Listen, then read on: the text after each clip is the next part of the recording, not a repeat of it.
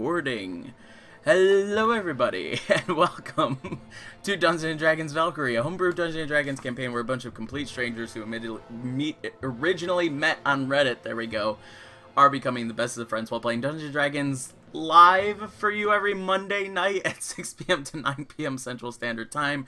Obviously, this is being uploaded on Tuesday to Twitch. I apologize. Monday night, we had some technical difficulties, so it's being recorded instead of streamed, and then we stream it.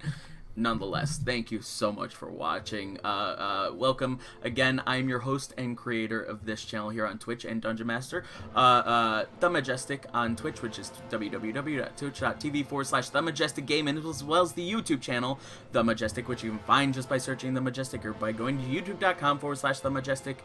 I'm joined by the same incredible people, starting with Rachel. Please say hello once again. I apologize about this. Hi, I'm Rachel. I play our half-elven rogue, Mira Helder. Perfectly done. And next we'll do Fred. Say hello. Oh, hello, I'm Fred, and I play Tristan Darkleaf, the human fighter. Perfectly done. And next we will do Sean. Say hello.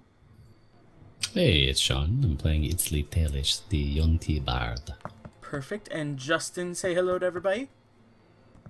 Hi, I play Zashmar Efreet, the Fire Genasi Warlock. Perfect. And Brandon, say hello to everybody.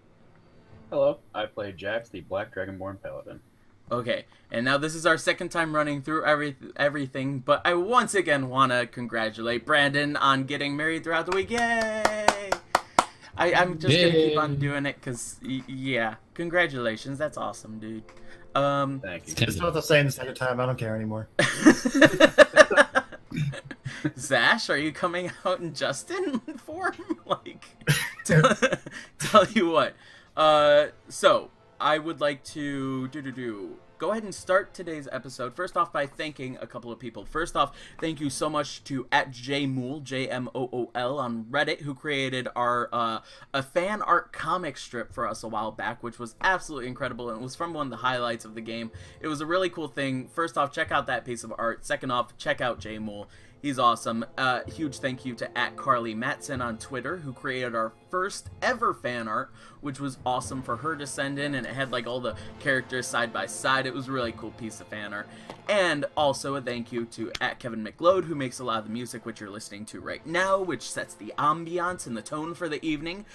He does incredible work, which is available like all over the internet, and he makes it for free for everyone, and he just wants to spread the word and spread his work, which I think is absolutely awesome and a great thing to do as an artist. So thank you so much to him. Now, if you would like to send in fan art of the campaign, of something that you've seen, of a highlight of one of the pieces, and you think, oh, that'd be really cool, little comic, we think that'd be a really cool comic too. Please be sure to send it to us. You can send it to me on Twitter @TheMajesticGMNG, and I will definitely see that, and it will be featured on here, and you'll get a shout out, and it will be like, it will say your name on the picture forever, and it will be featured. So we'd love to see those. Share your artwork, and we'd love to feature that and spread the word of your creativity. But we get back into the game. Now, at the end of last episode, it was quite interesting. The entire day leading up to everything, everybody knew that there was stories, or there was said to be a divine elven goddess who would approach from the heavens and come down and tell what was going to happen throughout the year to all the people in the town of Asanti, which borders the ocean, which leads across to a very elvish, full elvish city, as well as it is just east of the Citadel, which is the trading capital hub of all of Valkyrie, which is the land that they're in. And it's a huge gateway to a lot of places, but the culture itself is very elvish, very diverse too, though, and very human still. Hearing this, the entire group was intrigued, and of course, the newest member, the newest person that they met along the way, Itzli, was very interested in going to go while the festival, the summer solstice, had a huge crowd, and he wanted to perform. He did some performing out in the streets, and then the next week he did some performing in one of the taverns, while Mira found herself on a date I almost said, I did say Brandon. Jax, Brandon's character, found himself sort of out on a date too with this quite interesting creature named Lily Moon Sprite. I think so, Moon Sprite. And after some suspicions between Mira and Jax, as well as Rachel and Brandon, about who Lily Moon Sprite was, it was confirmed that Lily Moon Sprite was the god incarnate of Sahanine Moonbow, the elven goddess that was supposed to appear that night. She disappeared right before the grand event, and as Sahanine flew down from the heavens, flew down from the moon as it grew blue, she told everyone that the fate was not what they were expecting. Sahanine told everyone that by the end of the year, usually she'll tell them, you know, which crops to harvest, which things to follow and back, and people and trustworthy people, and give little tips about what she knows to happen based on fate, to guide humanity.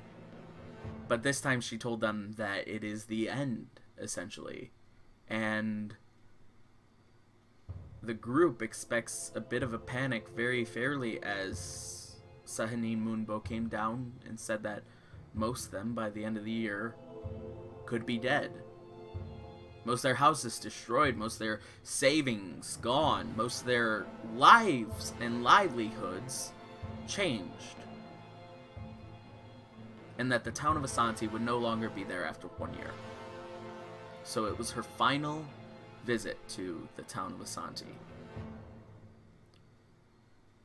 Upon this, Mira flew up to converse with Sahanine rather forcefully.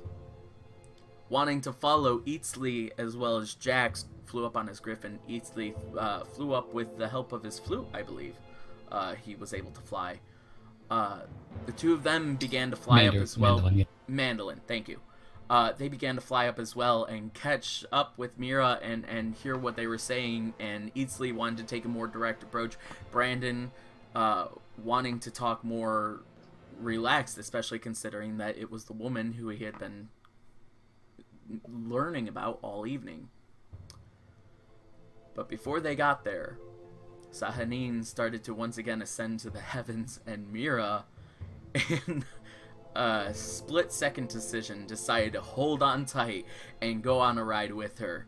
And everybody watched as both Sahanine and the very small form of Mira, who was no taller than Sahanine's head, disappeared into the night sky, into the blue moon, and are gone. What would you guys like to do? Tristan's going to look around to see how are the people reacting. That's very fair. Do me a favor, go ahead and make a insight check for me. Insight, okay. And Jax is gonna think into his mind thingy that everyone has, the stones, and just be like, Mira, Mira, and wait for a response. You think into the Mind Stone. What was yours, Fred? Natural 20. Natural 20. Okay. Yes. You can definitely tell there are some people very distraught by this news. Some people very saddened. Some people, like, angry. Some people, like, ready to lash out like you're afraid of. But a general consensus and a general feeling around the area is confusion. A lot of the people who are up and awake and here right now are actually out-of-towners. So some of the news to them might just be like, oh, that really sucks for the people here, but I'm leaving in the morning, you know? A number of people at the same time. A number of people are very distraught, but the huge aspect, especially with a lot of the people who live in the town, is just confusion. Like, what did we just witness? Is it... Would Okay, a god actually know this, and would a god actually tell us this, if that's actually were about to happen. It's just So mass glad I confusion. came to the festival for the last time, just in case next year, what's like Tristan's that. going to use the general Oh. confusion to try and I should do this. pickpocket the richest looking people around. Okay. During the confusion, do us a favor, go ahead and make a perception check. I want everyone to go ahead and make a perception check. Okay. And that's a 20. Not natural. 19. 20. 19, 20. 18. Everybody but Mira, I should say. 18 and Itzli, did you get one? 9. 9. Okay. So 9. it would appear as though everybody but Itzli, including Brandon, but he's really seeing Mira, especially wanting to protect Mira so much. And also, I don't know if I mentioned, Brandon, you did not hear anything over the Mind Stone. Okay. Wanting to protect Mira so much all the time and always promising to keep an eye out for her, she just vanishes in front of you, up in the sky. Oh, I thought I locked you. She just vanishes out of the sky right in front of you. You begin to look around in a distraught panic, and you're looking in all directions for her to see if she just teleported to a different location. And it's at this time when it catches your attention. Itzli is a bit more focused on what's going on in the sky. Also, he said, it's a good time that I came to the festival. So he was just like talking about that, looking up at the sky, looking at Jax. Wow, I'm not even confusing Zash I and think I'm Jax. pretty I'm high just up in the confusing. sky as well. Like I'm like halfway between the ground and yeah. And where Sahanin was, correct. Yeah, until you guys fly down, you guys are still up there a good bit. You're flying around. I think that your flight lasts for an hour once you use it, right? That is a good question. While you look that up, though, I'm just going to describe what everyone else other than Aitzley sees. You guys begin to notice 10 minutes. as 10 minutes? Okay. So you can fly around for 10 minutes. That's a very beneficial thing to have. You guys begin to notice as seemingly out of nowhere, there's just this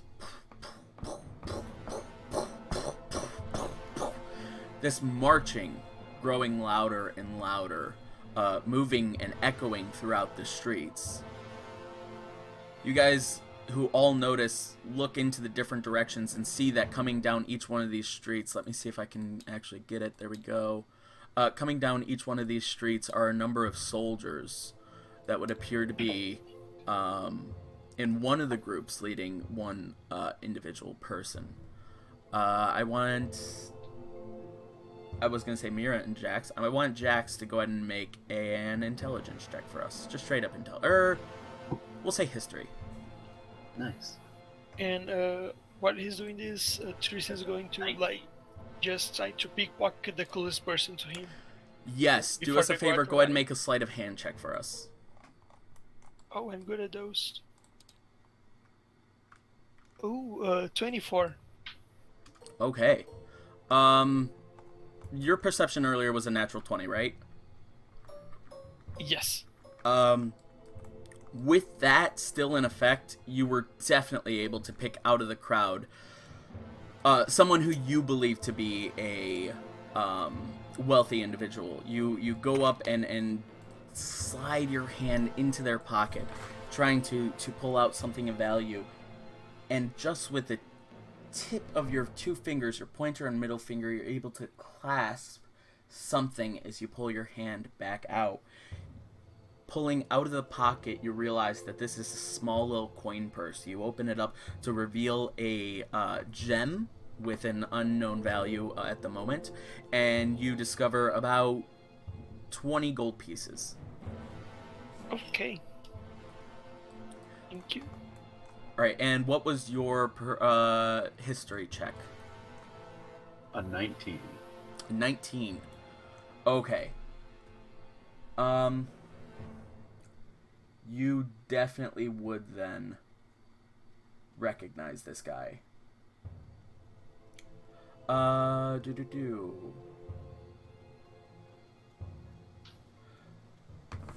You recognize this as Oh my goodness. Rachel, you're the best at this. Can you help me with something?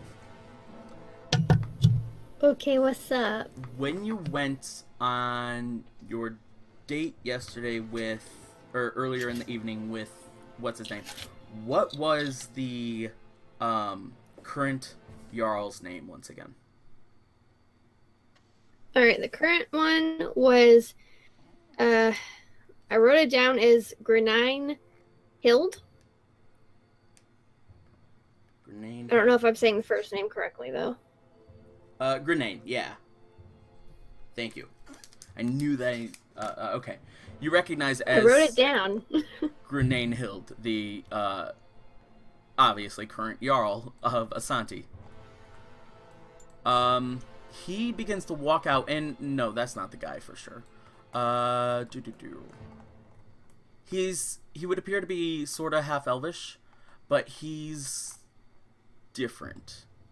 Most half elves that you see, they're obviously, you know, thin, tall, lanky. This guy would appear to be a bit more portly. He does have the half elvish ears, but other than that, you would guess that he's just like a slightly chubbier human. I'm gonna say that's this guy for right now. He begins to walk out, led by the knights that are roaming the streets, and all the knights are saying, "Move out the way! Move, move!" And Grenane is starting to walk up to individuals and people and just say, "Don't worry, it's not true what they say, and it's not true what it's telling you." And he's slowly making his way to the center, to the tree, wanting to make some sort of speech to everyone, it looks like.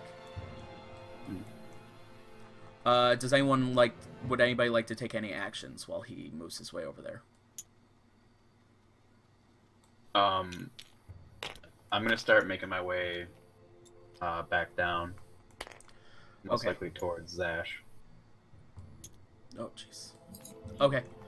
You start to fly down on the Sing. griffin. Okay. Do you guys want to land?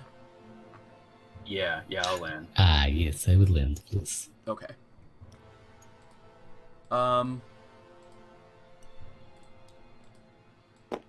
As you guys make your way down, it's about the time that you guys do land that he finally gets up to the center, and his eye sort of definitely like catches you guys as you float down cautiously. But the knights set up sort of a barrier around him with 4 men in the front and 2 men behind, and the other knights are moving up and around throughout the area. He says, "Ladies and gentlemen, it has come to our attention that the vision of Sahanin Moonbow that we've all been seeing has been mere trickery by the hands of wizards who would see to do this town harm. Don't believe any of the lies that it tells to you, and don't fall for their tricks. I assure you, we will find whoever the culprit is, and whoever thinks that they can fool an entire town into mass hysteria. But you will all be safe at my hand, and I guarantee it. So please, go about the rest of your evening, celebrate still, be merry. It is still a festival, and it is still marking the end of our harvest for the year, but don't fall for the false information." Yes. And he once again begins talking to some of the other individuals. Jax and Itzley saw Mira grab the goddess, right? Like we actually saw her holding, Yeah. or did we not get close enough to actually see? That's why I flew up, yeah. No, you guys definitely saw it. You guys were definitely close enough. To everyone else on the ground, I'd say most of you with your passive perceptions would have been able to, but most commoners wouldn't have the passive perception ability to see that, let alone it's so high up. Mir was so small compared to Sahanin, and Sahanin was definitely the center of attention. So most other people might have seen like a spark sort of fly up, or not a spark, but like a little speck fly up, but not known what it was about and not really paid much attention to it. Okay. But you guys definitely did see it going up. And a number of people did see you guys, but that was about it. Jax is going to speak up and do not listen to these lies. She is real. I spoke with her prior to her going giant in the sky and whatnot. And she also has one of my friends with her. She grabbed hold of her. If it was an illusion, yeah, not... right here, as you're talking, the knights start definitely moving in on your location. He's just has a difficult name to remember. Grenane begins moving up and says, "How dare you call what I say lies? Especially considering that a number of people saw you flying up there. Were you the reason for this trickery? Were you and your wizard friends responsible for the mass hysteria that's starting to brew tonight?" Can I ask how many people are with him? This guard, sorry, Yeah, many it's soldiers? not the guard. What's his name? Grenane is the Jarl of the town. There are again. Okay. There were 4 in front. There were 2 behind, and then there are a number of soldiers also marching in from the side streets here as well. Okay. I would not need to call you a liar if you did not lie. Me and my friends are not the cause of any illusion, and that is no illusion that was up in the sky. She was here to warn you. You all need to leave this town. We have seen what is to come. And I start playing a light melody with, like, a light calming melody with his words. Let me know when a minute goes by. Yeah. Also, what does the light melody do?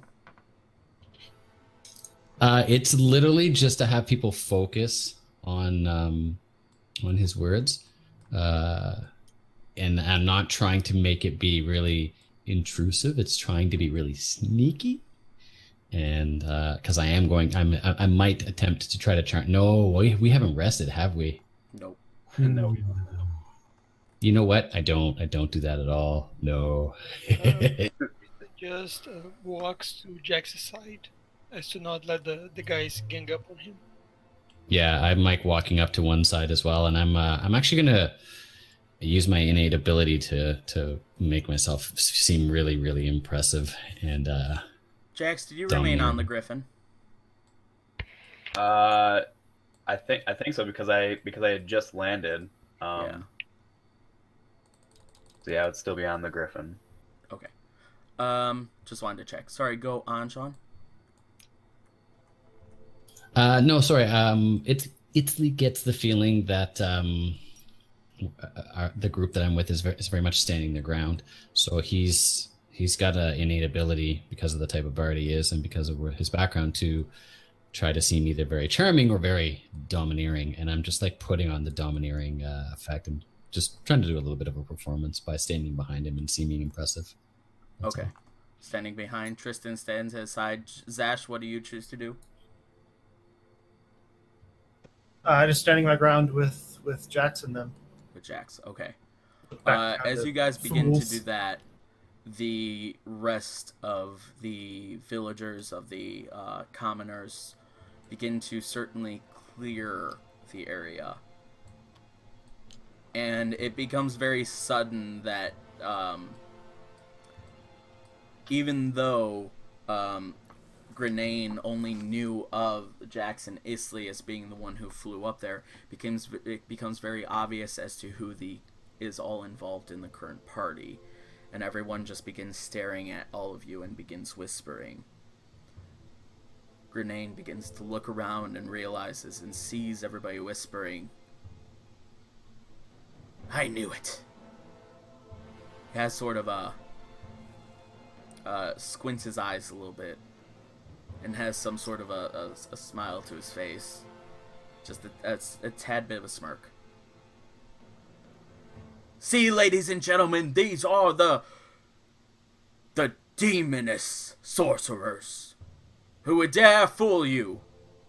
These are the ones responsible for tonight's charade, and they will be held accountable as such. And the knights begin to move in close to you guys. Jack quickly holds up his gauntlet showing the symbol of the Lord of the Light and just said, would a demon cultist worship the Lord of the Light? This is his symbol.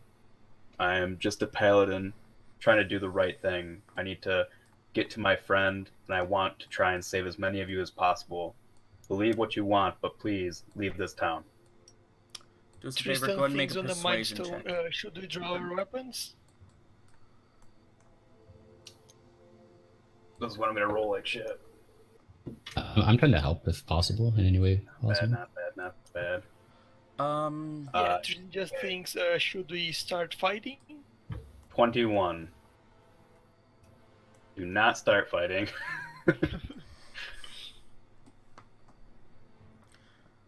You say that, and the It's the crowd... delicious. No demon, no charlatan. The crowd begins to murmur once again, but it's a bit of a different tone.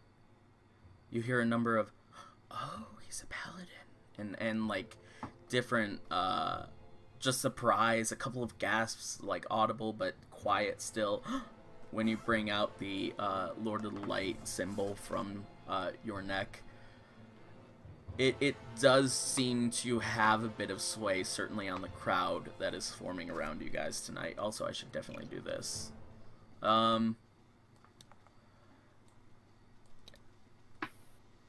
Getting rid of robot noises again. Notices Sorry. this.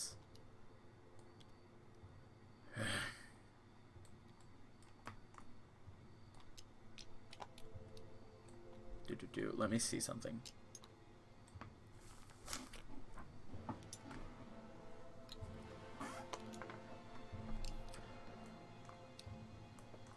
How many of you are there?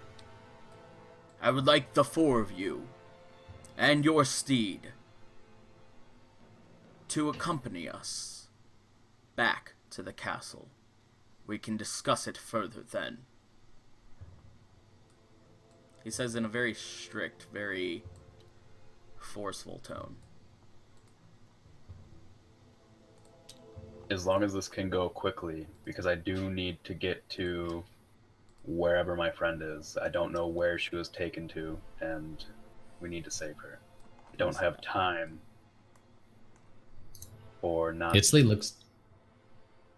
Sorry, after that, Itzley looks at the crowd and just says, do not worry for us, people.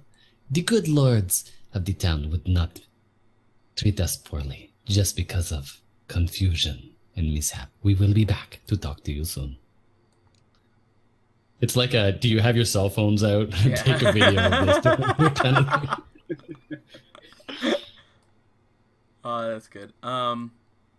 Okay. Nice. Yeah, Tristan just has his hand on the rapier's handle all the time. Okay. You guys begin making your way, and as he like gestures forward for you guys to start walking in the direction that they originally came from, you guys notice that a number of other soldiers also begin coming out and walking up toward you guys. I would say that as you guys walk, there's definitely about 4 soldiers surrounding each one of you. 2 in the front and 2 in the back, each of you.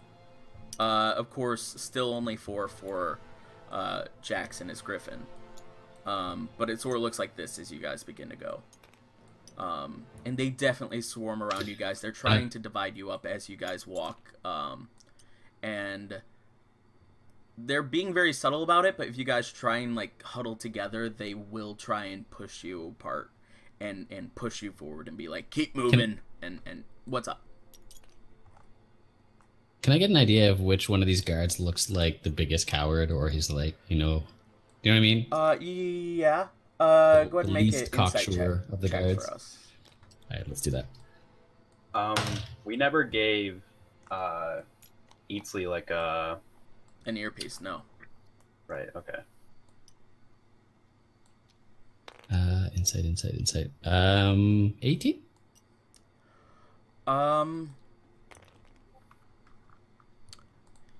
Yeah, I would say that you notice one of them being a bit more he just looks younger. He looks a good bit less experienced, and he's sort of, you see underneath his helmet, his iron helmet, you see his eyes shifting around a bit, looking to see what the other knights are doing and what he should do. More so stuff like that. Yield shifty eye. So Yeah. I sort of try to use him as my way of staying close to the group because he seems like the weakest, and I make sure to make eye contact with him, give him like a winning, like ridiculously confident smile, and when I do so, there's a wink and my fangs pop out and close back up again. Okay, go ahead and make an intimidation check. Hey, that's my thing. All right. So 18 plus 8 is 26. Okay. That was a nat 18 on that too. Jesus. Yeah. There's a little bit of acid spray on my fangs. It's funny Dripping in too. my mouth. Okay, you don't hear anything, but like you look back at this guy. He's the guy right behind you to your right, the one close up here, and you Okay. look back to him and you see shifty eyes go from eyes looking around to eyes that are looking at you, and as you do the fangs, they just go incredibly wide. It's just underneath the armor, just in the eye holes, you just see the eyes go really wide. That's it. Nice. Take Yeah, my you- small victories where I get them. Yeah. You get the idea that Okay. he is definitely keeping, I won't say he's backing away from you, but he's not moving any closer toward you. Okay. Zash steps forward, like towards the guards that are kind of, blocking their path, and he just, all right. So I'm trying to turn over a new leaf here, and get kicked out of less towns, but I swear if you guys stop us, Yeah, just keep it I'm moving, gonna stop. one of the guards says. He pushes you on the back and keeps you going forward. oh hell no. And he turns around and grabs the guard's hand. He says, Oh my god. "You keep this to yourself, Yeah, and Zash- we'll be good." Oh, go ahead and make an intimidation check. Jax, you definitely see this. Jax is gonna think into the sending stone thing, and I know that only Tristan and Zash can hear him, but he's just gonna be like, try not to make waves until we get there. If they try anything, we're gonna simply get out of here. I'll have the griffin fly and I'll grab you guys. That's what he said. And I just think they are 20, so please calm down. That's an 11. An 11.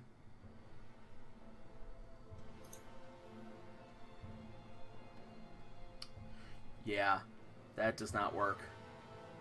The guard takes your Can I hand. tell that the group is communicating somehow? Go ahead and make with a strength themselves? check as well. Is it-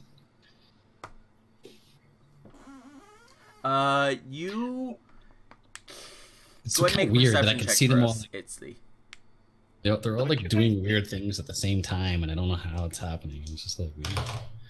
Oh, there's a nat 20 in there. okay. But you know what? I'm gonna re-roll because I don't know why I rolled with advantage. That doesn't make any sense. Why did I say that to myself? So 4. 4. Yeah. You cannot tell I didn't that. notice anything. Yeah, you feel like they really work well as a group, and that's about it. My strength check was a 7. Okay. Yeah. This desk is not doing well on my dice. You take your hand. What was it that you did? You pushed his hand away? Yeah, I just like grabbed his hand and said, "Keep this to yourself, and we'll be okay." As you grab not his just hand holding and his say hand. that, he moves his hands around in a fast fury. That he moves the hand that you pushed out of the way, but he takes the other hand, pushes your hand backward, and takes the first hand and wraps it around. And essentially, he takes your wrist and bends it back around your hand and says, "Don't touch the bloody armor and keep moving and mind your own business." He's just very, very not having it. And he thinks to Jax, "Please mediate this situation for me. I'm about to go off on this guy." His Yeah. strength was definitely better than yours. You take 1 point of bludgeoning damage, I should say, too. Rude. Jax is gonna speak up real quick, and we are complying to what you want us to do. We're going to your castle. We could have easily left by now. Please do not harm us, or we will be forced to harm you. Defend ourselves. Recent things on the Mind Stones. Don't you guys think we should bring up that we are affiliated to Lord Eowyn?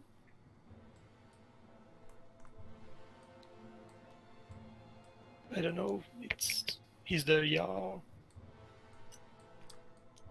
I think back. Do you really think it's gonna make a difference? I just kind of embarrassed him in front of his entire town. Maybe. Not. It doesn't hurt to try. I have a badge. Zash just thinks back, "Why don't we just brag about our hero status while we're at it? Maybe that'll get us some favor. These people don't care." Rude. Tristan, if you want to flash your badge, sorry, go for it. Whoa. Those are two different things. As you said, please do not hurt. Nobody really responded. The Lord did not speak out or anything, and the people on the sides are still watching, but seem very indecisive about anything right now.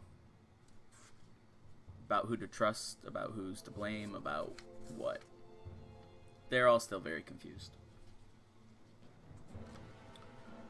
Alright. So you guys continue to follow along the path that you're forced down. And as you do, you guys approach the capital. Or not the capital, I apologize. The castle. There it is. It's a castle. Oh boy. Crowds are still everywhere around the area, so there are still lots of people walking around out here. The guards did want to walk you guys to somewhere that was a little bit more tame, so you guys make your way down these narrow steps, make your way around one of the things through the pagoda and over up near the steps, but all the guards sort of stand at attention before the steps and expect you guys to stop as well.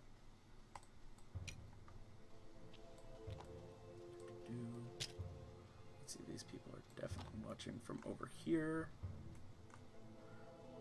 That's good for those people. I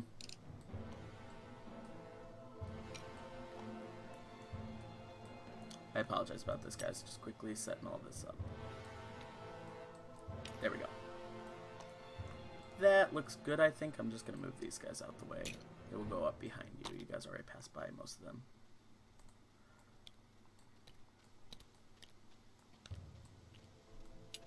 And everybody did move out the way as you guys shuffled in between the crowds and the people.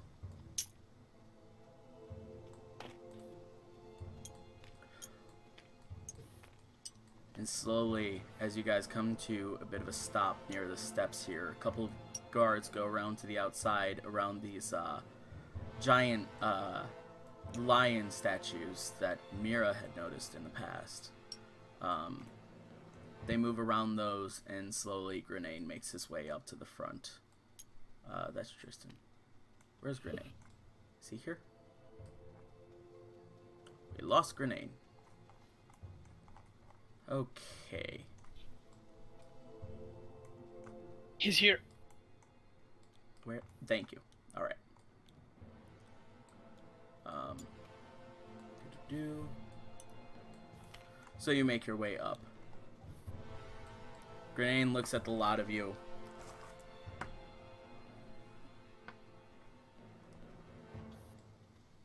Paladin. Yes. Come talk with me inside. Your sorcerer friends wait out here. Ah, so I mean, I guess that means I come in because I am not a sorcerer. I will come in with you. None of them are sorcerers. Do you say that out loud, Itzley? Oh yeah, absolutely.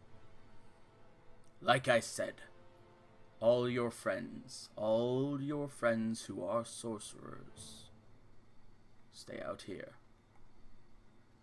He just seems to be very much so under the impression that you're a sorcerer and lying about it.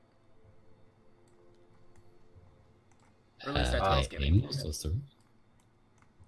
I will follow him, but I'm gonna think to my griffin because I'm assuming he won't let me ride my griffin in.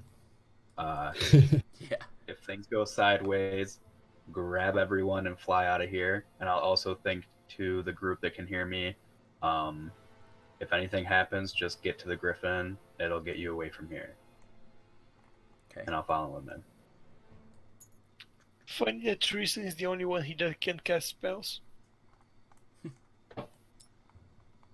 Zash can.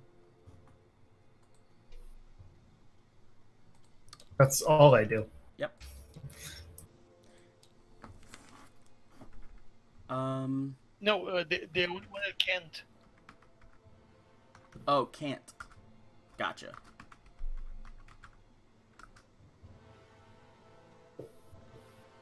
We'll say...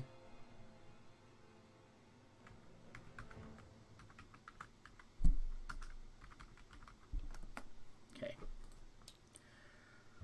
So, Jax makes his way into the castle with the Lord. And you guys watch as behind them, seemingly controlled by no one, both the two giant gates of this castle, wooden in structure, hit the rock as they slam shut as he fades away on the other side. And it echoes out, and it echoes inside the building itself. And Jax is out of view. That's where we're going to go ahead and leave you guys for a minute. We are going to go to Mira. Hello, Mira. I leave for 5 minutes. This is what happens. Again. Not to mention, the way that you left was quite something. You're holding on to Sahanin as you're flying through the air. The air itself begins to get thinner and thinner until a point where its thinness just stops and you're breathing relatively normal, but the air is just blowing in your face even though you have Sahanin shielding you from the winds as you guys fly into it. Lights are streaming all around you, just these blue waves as if you went into warp speed down well, through the stars. You're just flying up, attached to Sahanin, and you only see these shimmering lights as you can't help but to close your eyes as tight as you can, for not only fear of your life, but to keep them closed while the wind is just rushing up against you. Very suddenly,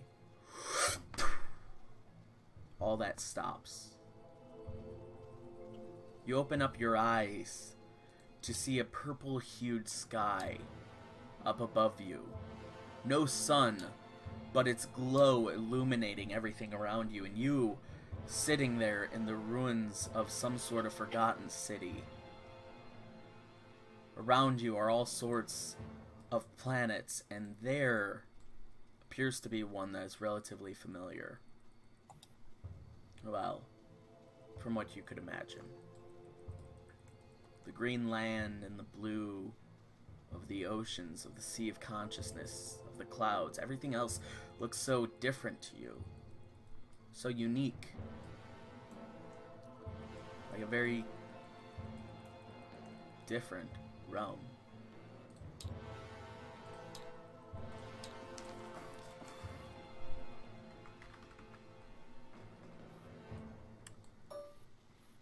You and Sahanin.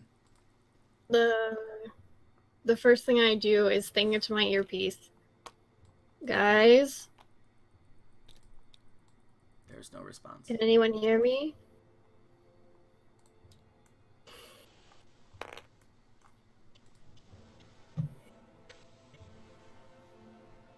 As you begin looking around, waiting for the response of your friends, looking at Sahanin next to you, who's still about twice your height, but certainly a lot smaller now. The two of you landed in the center of this little ruined circular pagoda kind of thing made out of stone. Around you are three giant gargoyles looking straight at you from every entrance or exit that you could walk out of. Sahanin looks at you. Can you say that one more time? You lagged and you cut out a lot. I apologize. Out of every entrance or exit that you look out of, you see this strange demonic gargoyle staring right at you. Sahanin looks down at you, and in a very familiar voice, the voice of Lily, she says, "That was really stupid."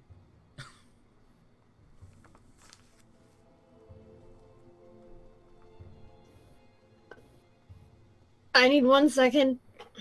Yeah, I don't like teleportation at all. it did not feel Ugh. good. Not only were you very winded, you have this strong nauseous feeling in your stomach.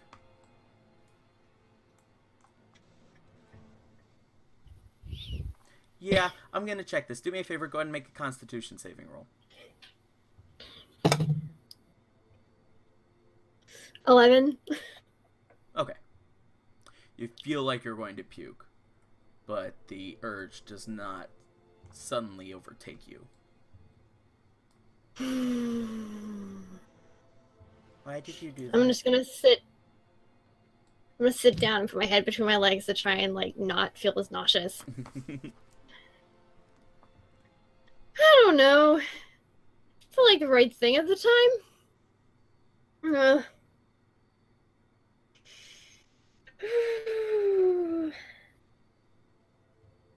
Sahanin begins to look around up at the sky, around at the statues, at the ruins all around you. You're the first human who's ever been here. Technically, I'm only half human, She but I smiles guess at that's that. cool. Do you have any ginger root? No. She just looks at Okay. you. No.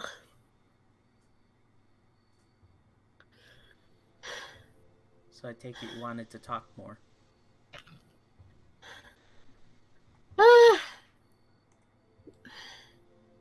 To be honest, I was kind of acting in the moment.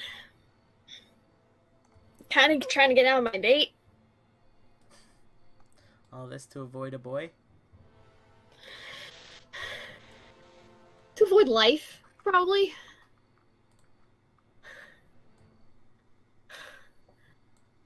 Well, this is the place to avoid life.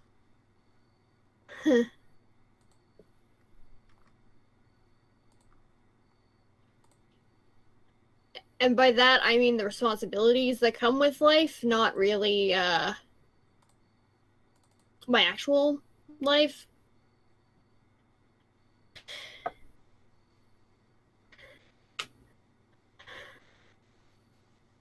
Where am I? That's hard to explain. Well, you have my undivided attention. Okay. Do you know anything about, like, planes and stuff? I have books on it, and I've been trying to study, but I have not had the chance How well have due you to studied? current events. She looks very curious, and, like, eyes making a bit of a curious, like, how well have you studied? Also, it's never actually been very clear how much have I studied. A good bit. You know mostly about the inner planes, but that's about it. You don't know much about the outer planes and or the Forgotten Realms. I'm gonna see what the inner planes are. The inner My player's planes are handbook. the fire plane, water plane, planes of existence. Here, I can do this. I can do this. I'm gonna. Oh no, do I've got this. it right here. I can still do It's this. air, water, earth, fire, material, Shadowfell, and Feywild.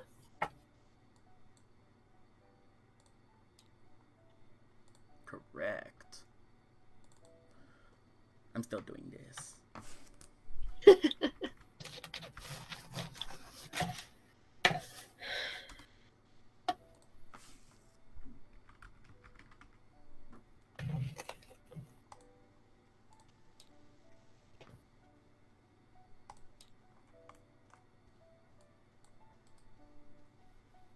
Well. Okay. This is a list of all the elemental planes, which is mainly what it consists of, as well as, of course, material, Shadowfell, and Feywild. This is what you've learned of mainly. The plane of air, the plane of fire, the plane of earth, the plane of water, mud hills, the mountains, great conflagration, and Mistral Reach. But you know very little about anything beyond that.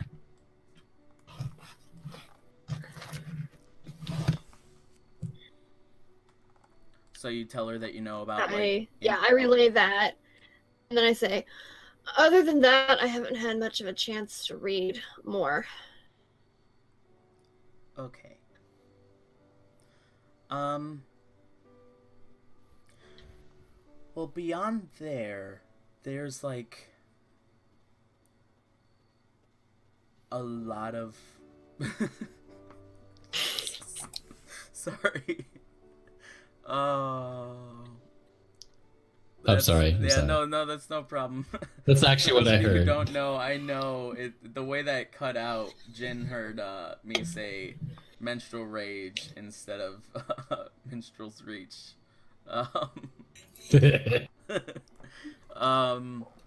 She begins to say though, there's a lot of other dimensions. Like I kind a of lot. gathered that. I only read about maybe 10 out of about 50 chapters in that book. So, kind of guessed that.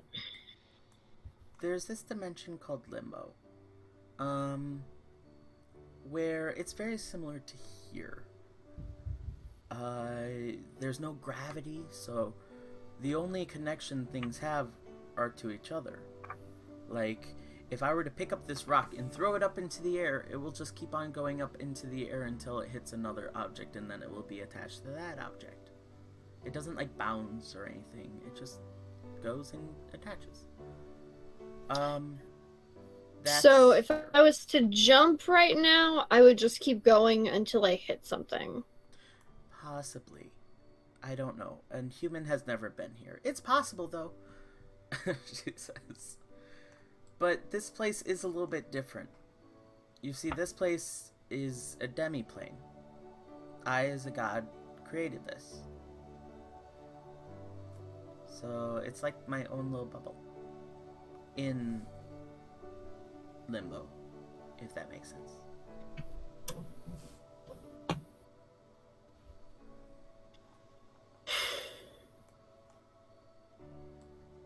I mean, I guess it makes sense. Okay. Wow, that wasn't as difficult as I thought it was going to be. Cool. You're not as dumb as I was afraid you are. Pardon? Yeah, you're pretty smart.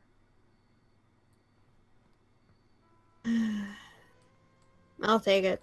Yeah, she says it as though she has no idea that it was like an insult or anything. She was just voicing her mind and thought that you being a human would be really unintelligent. Again, half human, I know, but it's just easiest to say.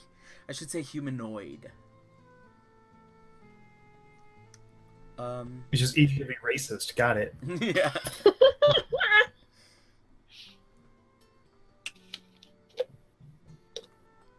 So,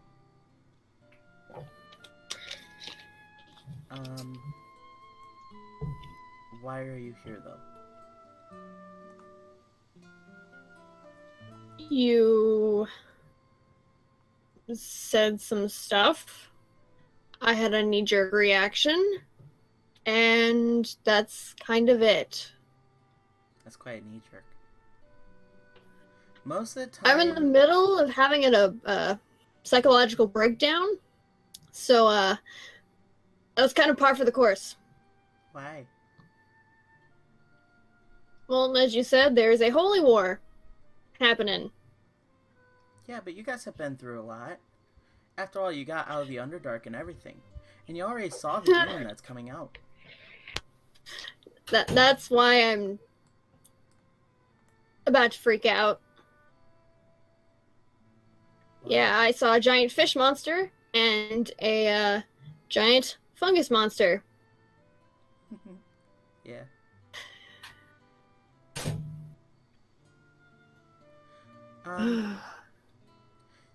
You survived that pretty well, though. Like, all of you.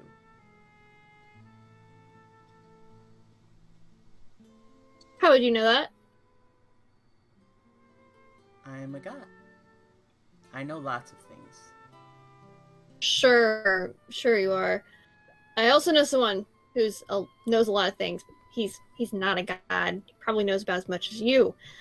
Grendel. So I kind of find it hard to believe. Yes, that Yeah. motherfucker right there. I like Grendel. Grendel knows a lot because he looks at a lot of the clues that have been given to you guys. Like, I don't know everything that's gonna happen, and I obviously don't see everything as it's happening, but I know a lot, and I see things when I'm close to them, and paying attention a lot.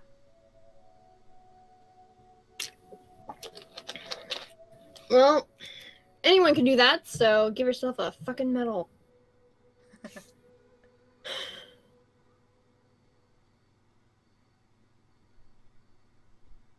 I like that you're still you. Well, I could be a lot of things, but me seems like the most sane option.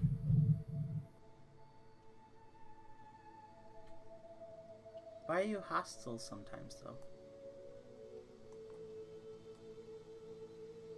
Why is anybody anything? I have emotions, which cause me to have different reactions.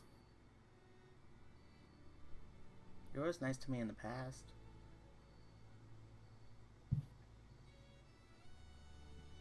Well,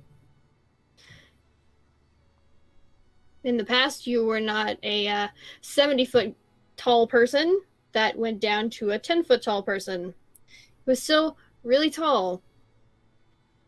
She puts And you a kind of big lied to grin us. on her face. She puts a really So big I don't grin really on her like it when face. people lie to me. It's not my thing. Is it still scare you that I'm 10 feet tall?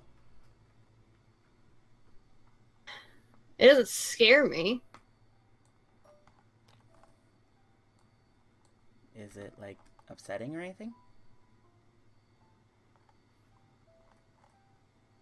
I'm just trying to figure it out.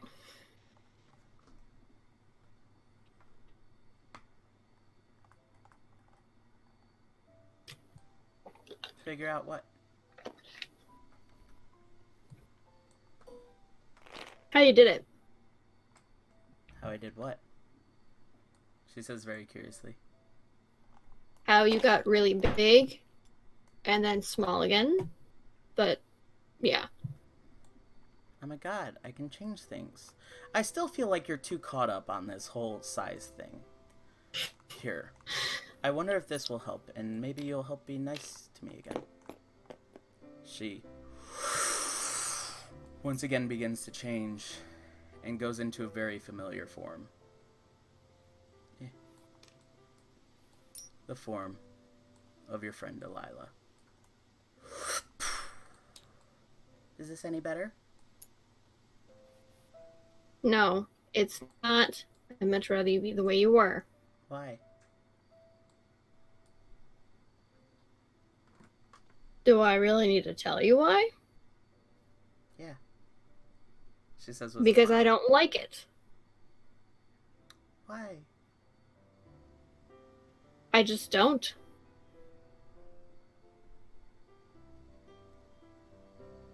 Please explain to me why you don't like it. What is it that you think? I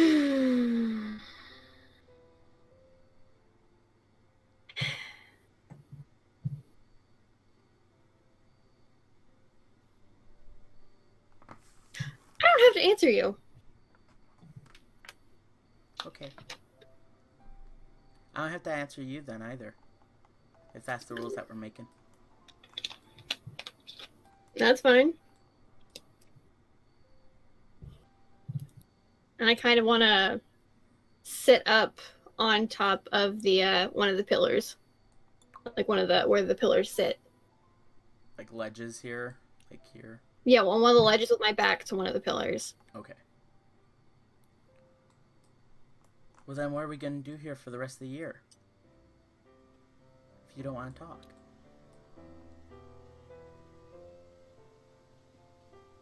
I'm kidding, she says.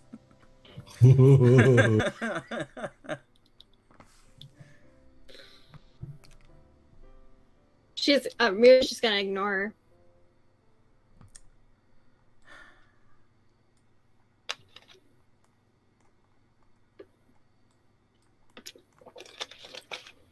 And she is going to get half of the out of the whiskey she got a while back. She's gonna take the half-filled jar and just kind of start going. Okay.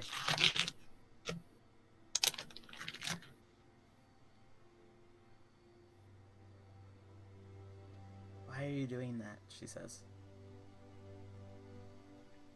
I ignore her.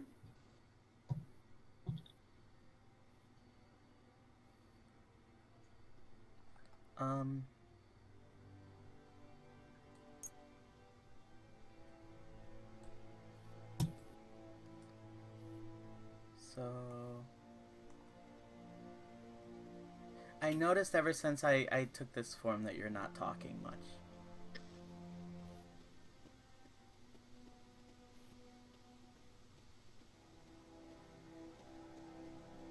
Are you upset learning it?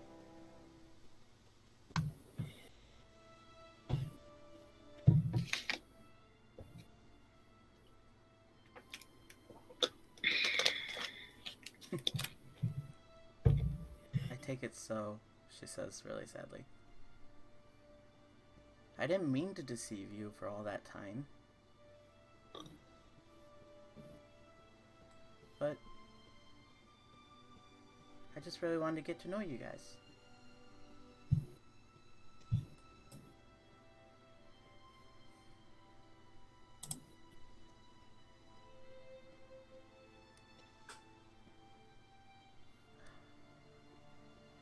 If you want,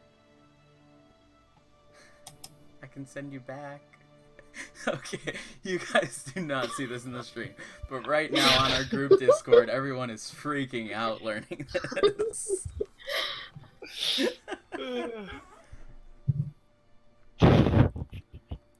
I can just send you back if you want.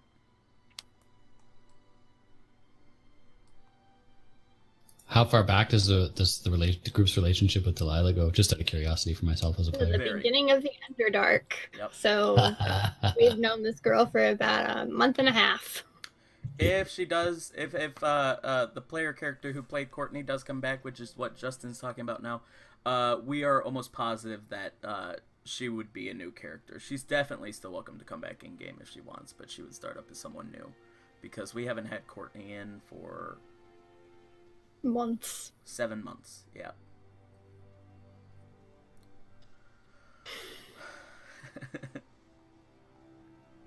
What does Mira say? Does she say anything?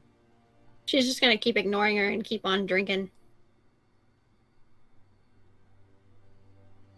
Okay, you realize I'm a god, right? I could make you talk to me if I wanted to. I don't want to do that, she says.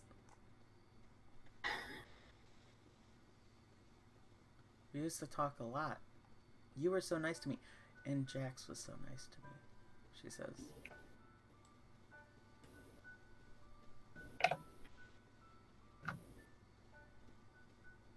No matter what, when you go back, you can't tell him.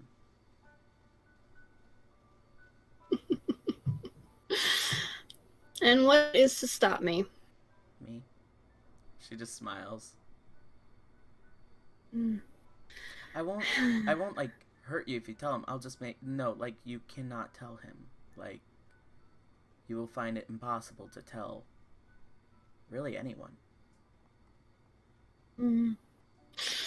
You know, I would be scared if I believed in gods, but you're not one. I'm not the mightiest of gods, you're right, but I am a being that has resided here for a very long time. Waiting for fate to catch up to stories I've heard. Slowly, one by one, they came and went, but now we're at a time where so many different fairy tales that I grew up with are happening all at once. You guys are a big part of it.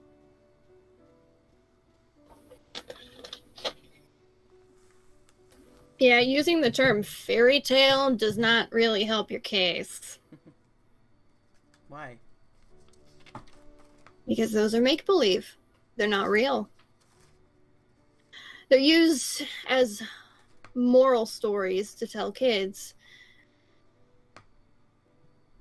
I know, she says. And I learned of these stories since I was just a little kid. Well, since I was created by him. But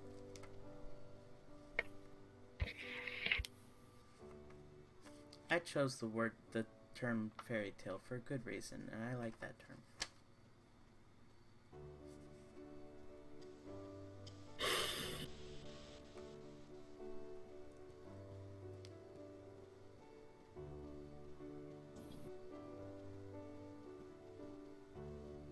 You've gone quiet again, she says.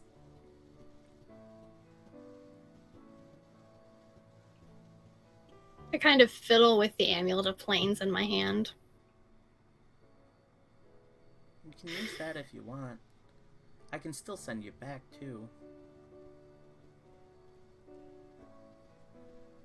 You just need to wait just a little bit longer, she says as she looks up at the sky. You know what? I'm wondering if I want to go back. Would you hang out here? You'd have nothing to eat. You starve, she says. She says very excitedly at first, and then she realizes that, and then goes, oh, you're human. Like, not humanoid. Okay, sorry. Well, if you're a god, like you say you are, you can always keep me from starving. Yeah, I could. There's not much around here, you know. That's why I always like to go to Earth. And why I like to look at Earth. Why I like to learn about Earth. And learn about people. It's fun.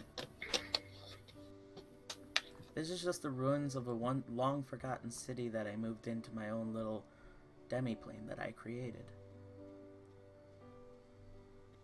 So you stole a city. Well, yes, but it's a bit above the city that you would expect. It wasn't on your material plane, if that makes any sense. So,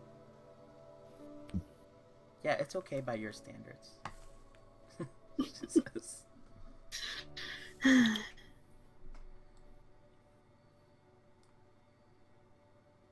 Would what's going on in my plane affect anything here?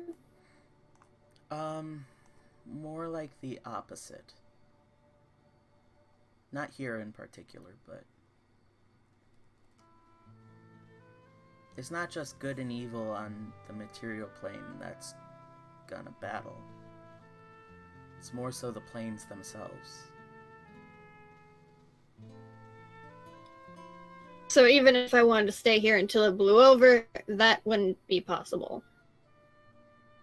No.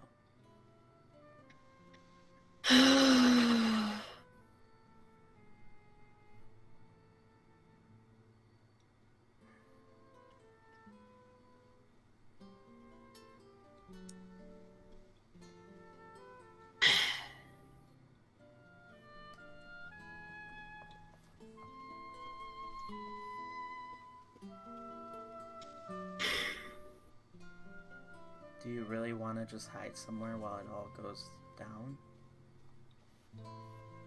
Literally? Yes. Absolutely. But why? Because You guys seem so strong, so smart, so willing. It's because of all of you that we even made it out of the Underdark. And yes, I could have helped out sooner, but I chose not to. Because I knew that you guys would do it. You could have also saved all those people at Lord Aowen's party, but you didn't.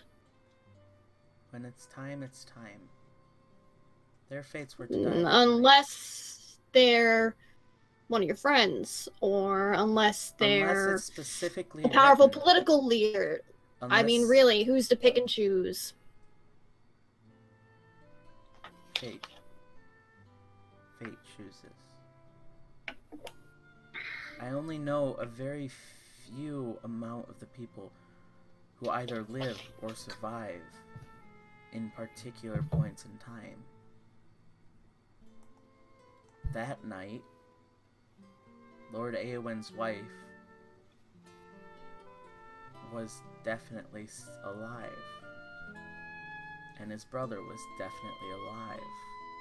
Maybe it's because fate made it that since he was the Lord, those were the only two that he really documented, but...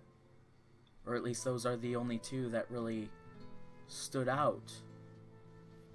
You know, just some member of a fighter's guild saving the life of a Lord's wife and brother, but... That's what it was.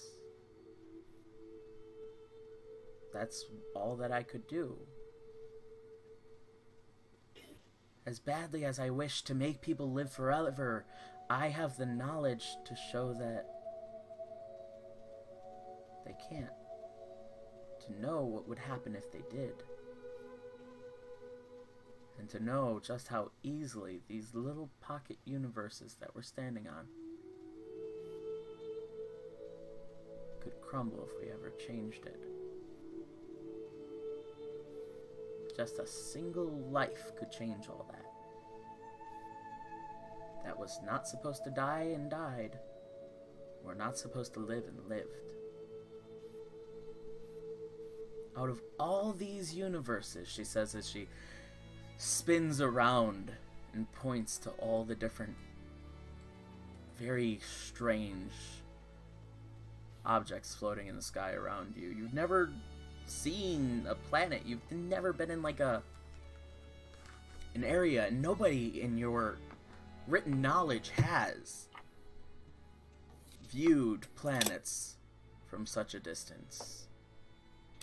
She spins around and points to these. They stand out, making it feel 99% likely that it's a dream. But just that little bit of your gut proving that 1% that it's not.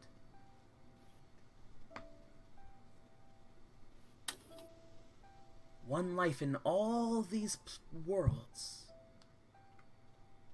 could change everything. And one life will. she says, looking at you. Just wide-eyed.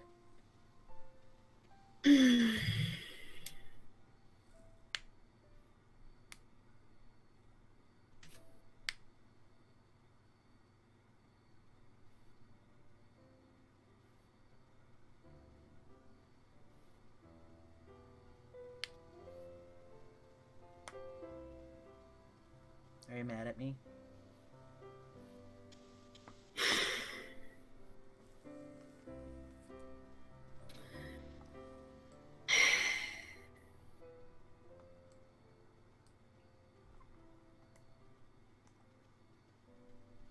I don't know.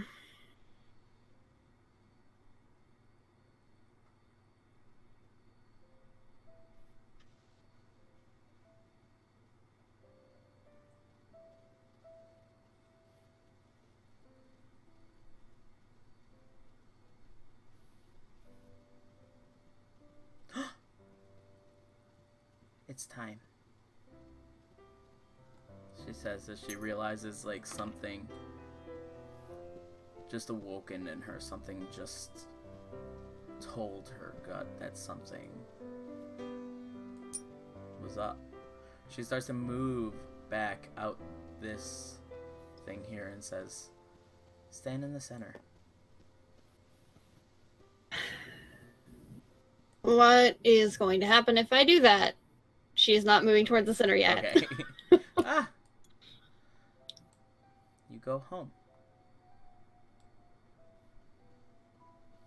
And where would home be in this situation? To your friend. Home is a vague term. She says it very, very quietly too. You continue to yell and she goes, to your friends. You still don't move?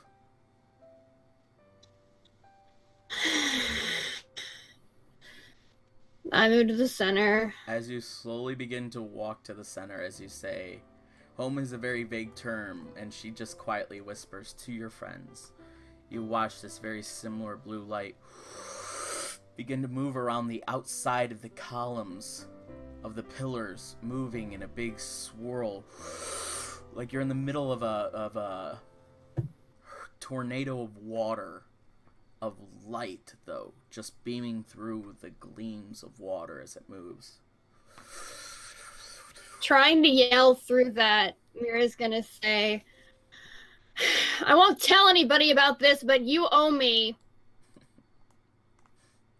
She just holds up her hand to her ear, like, and shrugs her shoulders, signifying that she can't hear you. Slowly the light around the water gets brighter and brighter. Slowly anything on the outside fades, and slowly you land right by the tree in the Santi. That's where we're gonna go back to the capital. So Jax. You went into the room with the Lord. Mm-hmm.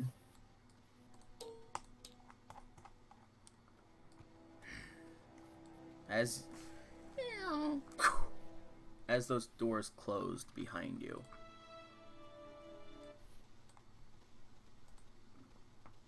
you turn back at the loud banging of the wood on metal as they slam shut, and saw that 2 knights had slammed it shut relatively quickly.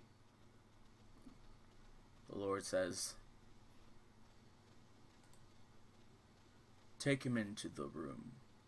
And then they start to, with their spears out and at the ready, both them holding very long lances, long spears, poke them at your back and start to shuffle you forward into the direction of into the right, down the right hallway as you enter.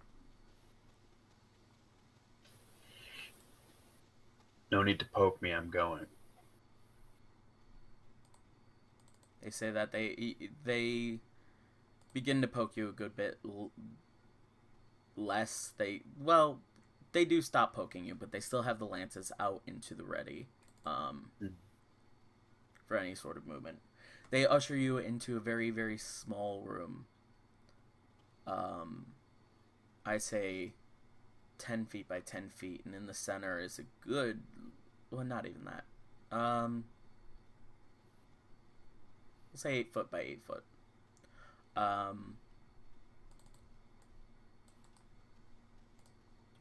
Sorry, I'm trying to do this at the same time.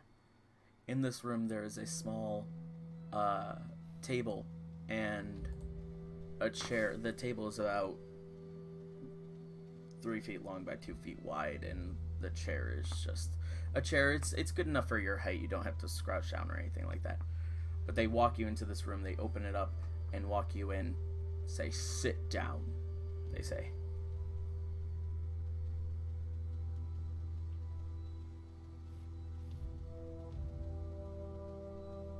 Do you sit down, Brandon?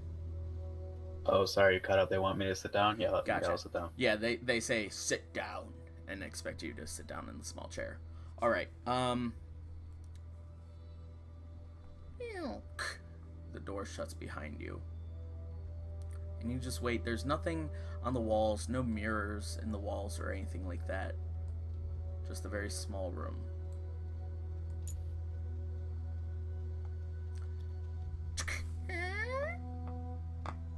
In walks this big burly man of a knight. Very, very tall. His head almost hits the doorway as he walks in. And you can tell that he's probably maybe almost a whole foot taller than you. Big guy. Yeah. Almost 8 feet tall. He starts to walk around. Looks in closely at you. He's not wearing his helmet, but he's decked out in full plate armor.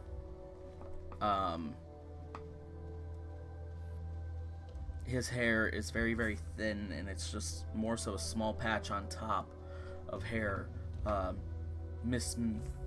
Misgroomed, sort of, to the point where either he's just having helmet head or he doesn't get it professionally cut, but it looks sort of wacky. It's this blonde hair that's poking out, these big, sort of predominant ears that are just very much so catch your attention, and very smaller eyes. But he's large in both height as well as portly a little bit. He has a very bulbous nose and cheeks, and it makes the eyes look even smaller than they are. But he begins to look at you, and he looks a bit like I don't know what like, but he looks maybe like he might be a bit dim. At least that's what you'd assume. But he starts to talk, and you get another idea. He says, "So I've been asked to come in and discuss with you." He puts his hand down and moves him really close. "What you know about the events of tonight."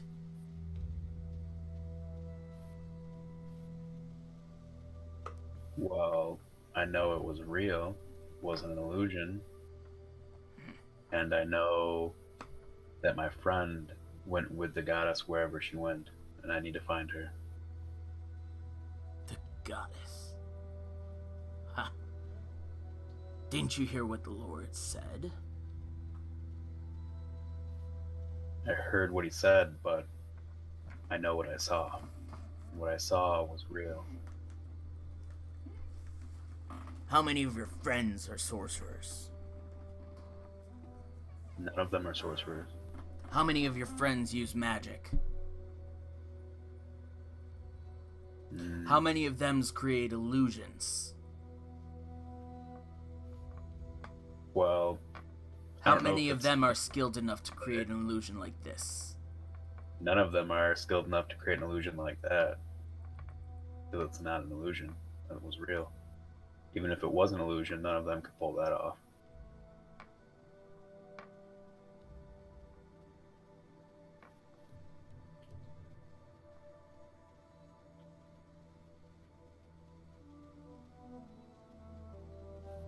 You said your friend went disappearing into the sky with the so-called goddess. Correct.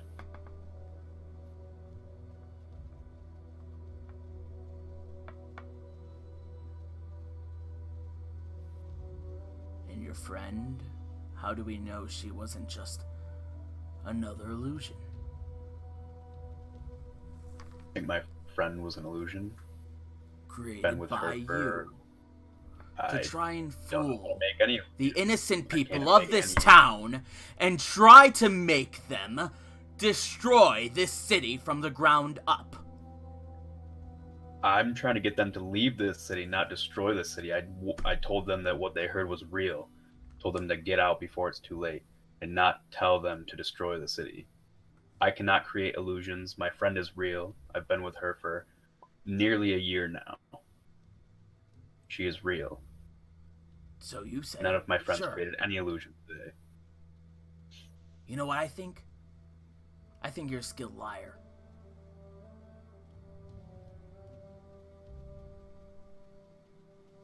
Not. Speak the truth.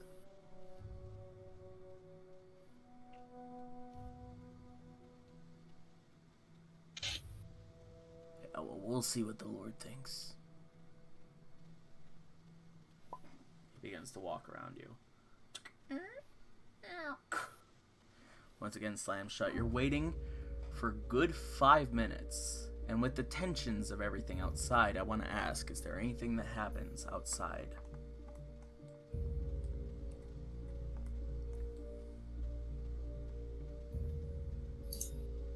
As in, do we do anything? I mean, we're waiting.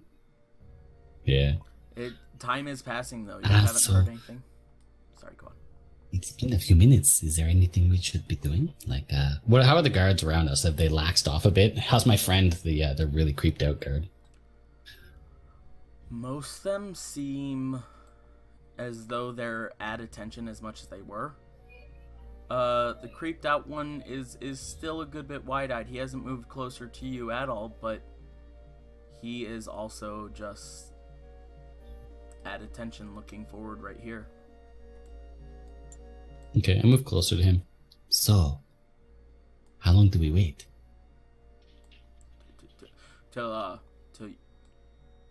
Till you don't have to anymore. Yep. Please stand at attention, he says. I don't know what that means. Face front.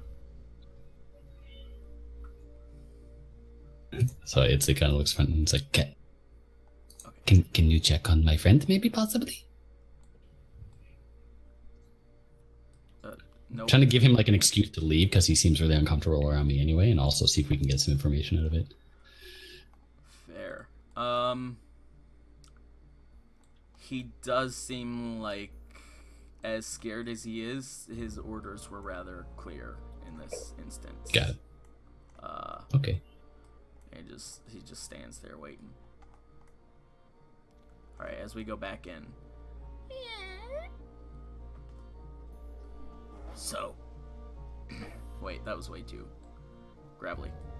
So,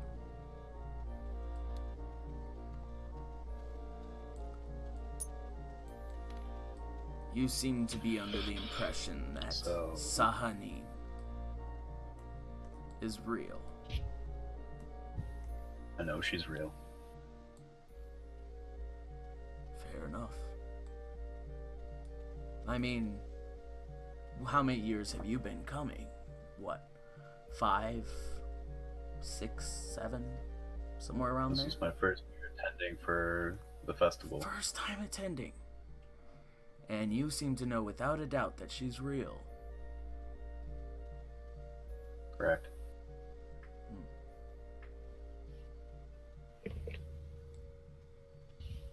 Well, your gut instinct is on par with everything else. What was it that your friend was doing up there anyway? Not entirely sure. She took off on her own. I was going up to speak with the goddess myself. I didn't know what she was planning to do. I saw her grab hold and then they disappeared.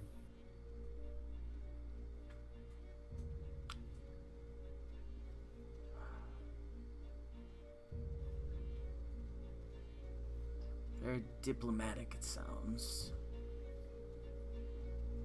But I am so sorry that it had to happen like this. If you know that she's real, why are you telling people it's fake and it's an illusion? Because we're preventing these people from going crazy or these people from leaving.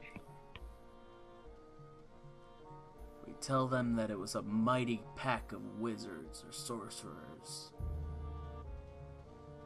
And that might even bring even more intrigued people into the city, but we can't have them turn and tail at the first sign of trouble. You're just Not after drawing we built people this in city to up die. to be all that it What is. the goddess You says don't is know. the truth. No. Yes. We will defend this city from whatever Sahanin believes is on its way. Don't have the forces or the capabilities to defend this city from what's to come. And you know, you're not quite the wizard that we lead everyone to believe that you are, but I assure you, we will tell great stories of your might and force, and how strong all of you were to fool an entire city for so long. But there needs to be a scapegoat. And unlucky you just had to go flying up there. I am not a wizard. No. I'm a paladin. My friends Yeah. are not wizards. Well, We your do not have the friends magic. had the magical power to fly up to the face of the creation that was there. Sure. To laymen all around who noticed, they saw someone powerful flying up with a so-called god, as he puts it in air quotes. So, you guys have magic. We do have magic. I'm not And denying you're as that. close as we know, and close as people have seen, to being believable, powerful wizards. If you want them to believe that, then so be it. But you need to live with the fact that you're killing these people. We will leave your town right now and never return. We were planning to leave anyway. We need to find my friend. But you will not make a spectacle of killing us or whatever the hell you plan on doing. I will not allow that to happen. We are not wizards. We did not cause this. You know she's real. What she speaks is the truth. I'm sorry. It's already too late.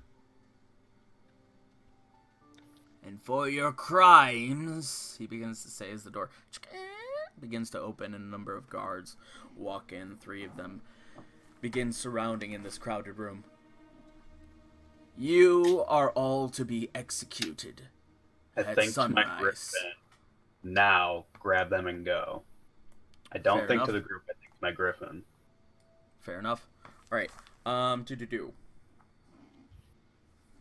just dropped Tristan that is gonna run up and grab it easily. die. Not quite yet. Okay. You So, would not since know she- that anything is going on yet, Tristan. And additionally, I need to see what order that happens in. So Brandon, make an initiative roll against his... Oh, okay. There's that. 17. 17. Yes, you definitely think to your griffin before the guards react. Cool. What do you think to the griffin?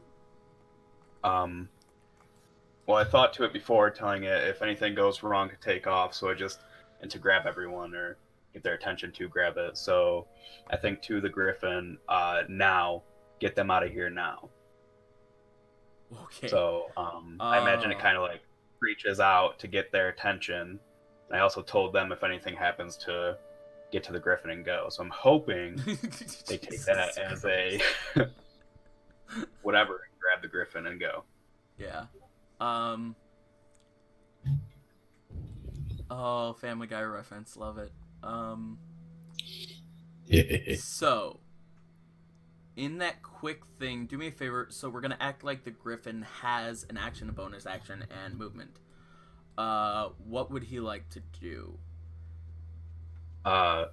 It's gonna like screech out, trying to get the attention of the companions. Screech out for And attention. start like outstretch its So wing. cool. So cool. So the Griffin begins to do a giant, like, loud eagle screech. As it blares out this screech, everyone begins to stand to and add attention. And it begins to outstretch its wings. This guy needs to move that way a little bit to, as he gets pushed back, and it's like, whoa, as he sees the wings flying out. This guy's gonna move here, move like that. And Itzley, do us a favor, go ahead and make a dexterity check for us. Not saving throw. Totally saving cool. throw, I can do saving that. Saving throw? Yeah. Do I have any kind of advantage? No. 13. 13. Okay, that's no problem. You're able to, with your reptilian stature, being a Yondu, you're able to dodge a good bit fluidly out of the way of the wing as it outstretches and duck down, move around it and move over and just a little bit, seeing that the Griffin is trying to get all of your attention now. Now, these guards are going to begin. How clustered are the guards? in- Are they all within about 30 feet of each other? Of each other, yes. Okay. All of 30 feet of you, no.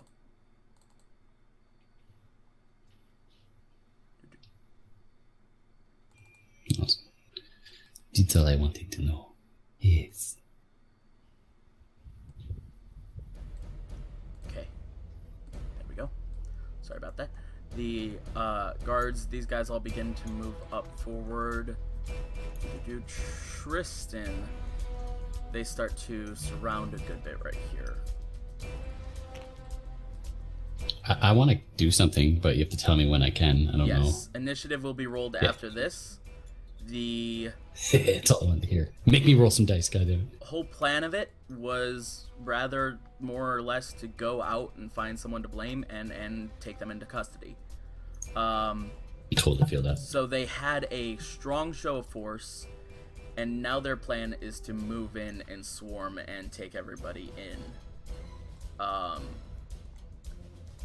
Certainly at any sign, but the main reason why they're all moving in, and I will get to it in just a moment, I just need to, I know for Sori's sake it's not great, I apologize, but for ease of controlling sake, I needed to do this before I did what happened to trigger all of them, is that the doors go flying open, they slam open, and from there appear 20 or so guards. You can't even tell, just the lines of guards just starting to march out, moving through this doorway and marching outward. And that was their cue for all of them to take everybody into custody.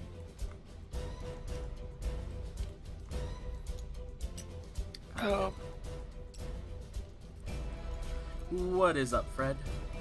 Can I act now? Now I want everyone to go ahead and roll initiative, yes. Oh, fuck.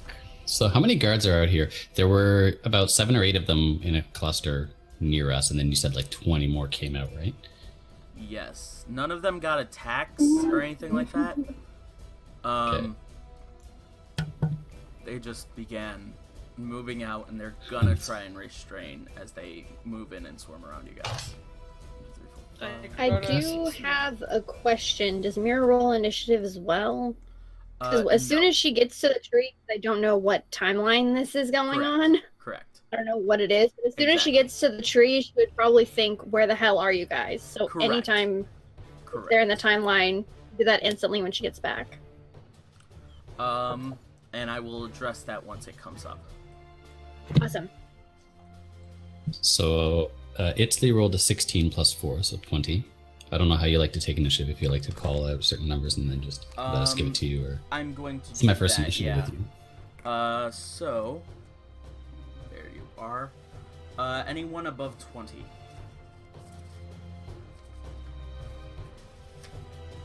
Okay. Anyone 20 Okay, to guys. 15? 20 on the nose. 16. Then Jax had 17.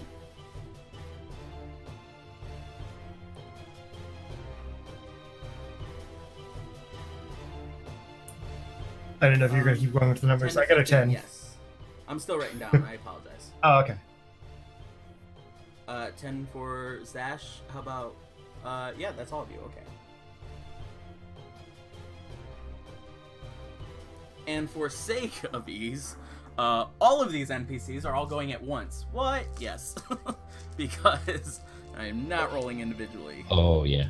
Oh yeah, I was just thinking like that, how much hell that would be for you right now. Okay. So. Fred, Before the you fight got. starts. Oh, Huh? sorry. Before the fighting starts, can I just think something to Zash? Yeah, I'd say that you could do a reaction to all this. Anyone could take a reaction in between turns, of course. So if there are any reactions that want to be done immediately, for sure. And a thought would be a Yeah, reaction. I just think, Zash, can you get to the Griffin? Can I get to what? To the Griffin. That's a good question. How far away is it? The Griffin is about 10 feet behind you. Between guards. On the other side of guards. I'd say 15 feet behind you. Yeah, I think I can manage that. Okay, so we have a plan. Let's see how it goes. Whose turns first? No, I think it's you. I think so. I hit 20. Let's see how I'm this just goes. hoping I go before the guards. It's Okay. who is up first. Ah, yes. Okay, so Itzli is touching his mandolin. That is not a euphemism, dirty-minded people. Sorry. And he uses his action to cast on the... Well, actually, I want to see a grid. I know there's like a large clump Yep, of guards that's that what are I'm really trying to do close to right us. now. Yeah, so the clump of guards that's surrounding us, you said they're all within 30 feet of each other. That's correct, right? Yeah. Okay. So I'm going to cast it's my first spell, guys. I'm so excited. So Itzli starts muttering this weird, very I guess it would sound kind of like an old Mayan language. And as he does so, he bites down on his tongue, and a little bit of venom and blood mixes together, and then he spits out a word, and then he casts a hypnotic pattern on every single one of those guards because they're within 30 feet of each other. So they have a DC of 16 with disadvantage because it's a charm spell, and he's using his magic mandolin, which gives him advantage, or gives them disadvantage on any charm spells. And if they fail, their speed goes 0, they're charmed, and they're incapacitated at the same time.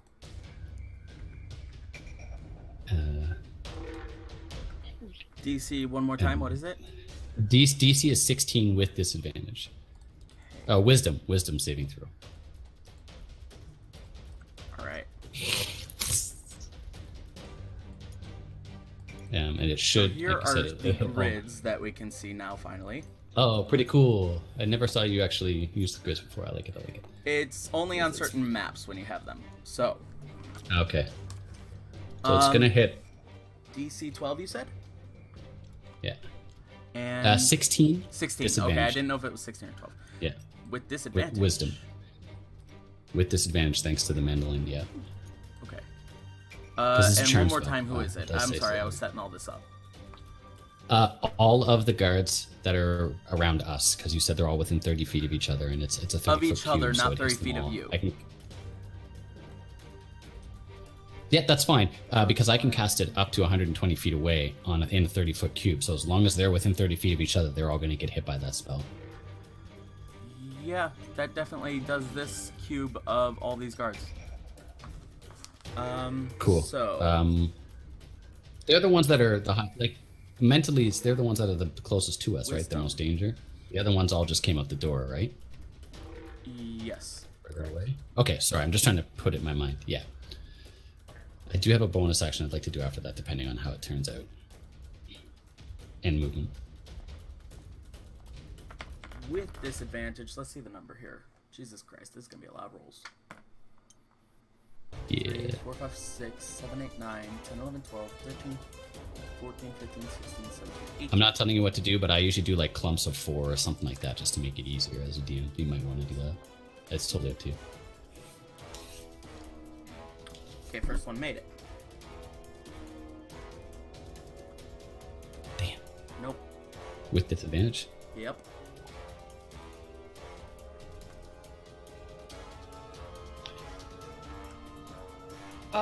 Did Isley get the message that he's supposed to get to the Griffin? No, right? I think you guys said it actually. Oh, Did you fuck say it out loud? No. No. I thought that before going into Zash and Tristan that if anything went wrong to get to the Griffin. I mean, you guys could say to the Griffin right now if you want to convey that to me. I'm pretty sure, that's okay. But I have a plan in mind as well. Yeah. I have a plan too. Let's Or just you see if all I can just make it followed without Jackson's dying. plan. Yeah. Told you before No, coming yeah. in there. No, my plan is going to get us to your plan. Good. Mine, unfortunately, is not. But I have no idea what your plan is. So I I'm just just gonna have go to with see if what I would can know. survive it. That's Yeah. Because that's gonna be a lot of attacks of opportunity. So many, right? Oh my god. I think I can make it. Okay, so If 3 you of had them charted made it. it would be Tonight's session called "How Tanky Am I?" 3 of them made it out of like 18, 20. 18. That's pretty good.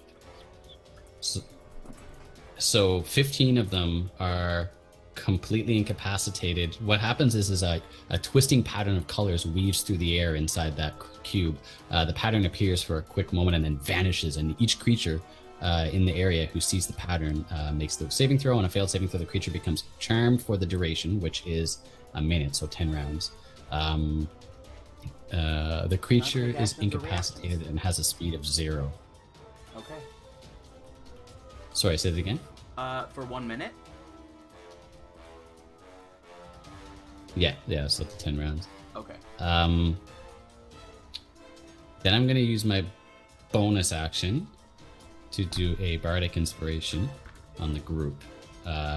So here's the neat thing. Let's see if I can do this Bardic right. inspiration can only be on one person, I believe.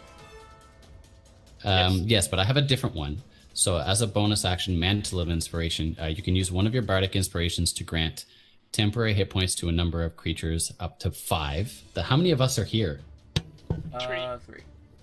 plus a great. And the Griffin. The Griffin, myself. Including yourself, 4, yeah. 4. Okay, so I'm gonna, as long as I can see them, everybody gets 5 temporary hit points. And each creature can immediately use its reaction to move up to its speed without provoking attacks of opportunity. So we can all take a free movement right now, no attacks of opportunity. and get Jesus the fuck Christ, that's out. perfect. Yeah. Okay. Glamour bards, bitches. That helps my tactical a lot, actually. Who goes first? So we all get to react and move right now, Yeah. like out of turn. So I'm gonna go first and get us the fuck away from all the guards. I can't see very well because the screen share is very slideshowy, but like our clearest path out of town, and I want to get out of sight because I've used a spell. Do you I've choose to used. go to the Griffin, or do you choose to head down the street? Oh, I'm gonna head down the street and disappear. I don't know about the whole get to the Griffin plan. So you see, like, I grant this inspiration to you all, and I'm like, you can all move quickly now. They will not see you. Go like a snake. Can I just yell to the Griffin? You can definitely yell to the Griffin. Hopefully the Griffin follows me, but I'm running anyway because I don't want to stay. Like, this is our only opportunity to move without all those opportunity attacks, so I'm using it to get the hell away. Like, I'm going to go into the crowd. My maximum movement is 30 feet, so I'm going to do 30 feet. You can get here. Oh, so I can't get through the crowd.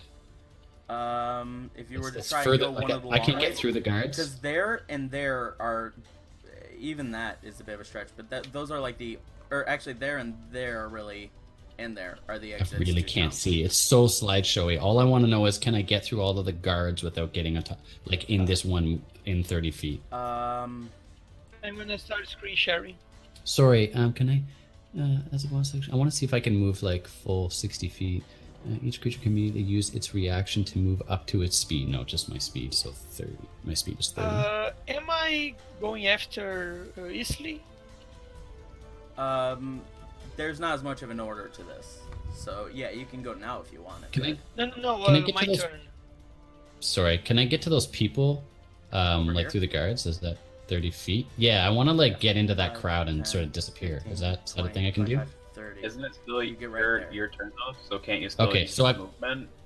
Yeah, I still have movement to do after this. I just wanted to make sure I can get. So I'm not going to get an attack opportunity. So now I'm going to do my actual movement and do another 30 feet, and I'm going to take that hard right around that corner where there are no guards. 30. Yeah. So I've casted my spell. I've done a bonus action, and I've done my movement. Yeah, that's all I can for your do. turn. But That's all I can do. But you guys all get a free movement right now. which Fred, is so cool. yeah. I'm gonna. Where would Tristan like to go? Yeah, he's just going to run for the Griffin. 5, 10, 15. You get over to the Griffin. Zash. Yeah, I can only move, right? You can what? I Yeah, can it's a only- reaction, so you get like this free movement, but you get nothing else after that. Okay. Yeah. But you still have your turn coming up. This is just a free reaction to my inspiration. Zash, where would you like to go? I was kind of wondering that too. Can I also be on the Griffin, or is that Yeah. one person per animal? I'm almost positive it's a number Well, of people. It's a large Griffin. Yeah, because Jax rode with Tristan before, so should be able to be fine to have. I'd say any reasonable amount of people. So obviously not like the whole party, but I'd say maybe 3, maybe 4 people. All right, I get on the Griffin. All right. You hop onto the Griffin, Um, and I'm actually going The to. Griffin will now use the reaction to take That's off. okay. I was gonna really roll for the Griffin to see how he would react because it's very split second. Well, I had you do commanded have the a telepathic Griffin link to take off. That is true. That is very true. Right. Yeah. So he just takes off. Does he go straight up? Does he get a running start? Does he? Where does he go? He's gonna go straight up, full 80 feet into the air. Oh wow. And if he saw Itzley move that way, he's gonna keep an eye on him and wait for an opportunity to kind of swoop down to grab him. I need you to go and make a perception check for him. Okay. Against Itzley's stealth check. Or- Natural 20. I don't want to do that to you though. I was gonna say, or in fact, do it at disadvantage because Itzley's trying to disappear. That's your call. That's your Yeah, call. I'll say against Itzley's stealth. Go ahead and I make a do stealth want roll to for say us. though, as a Griffin, he does have advantage on his perception checks anyway. So, that would even you out. could out or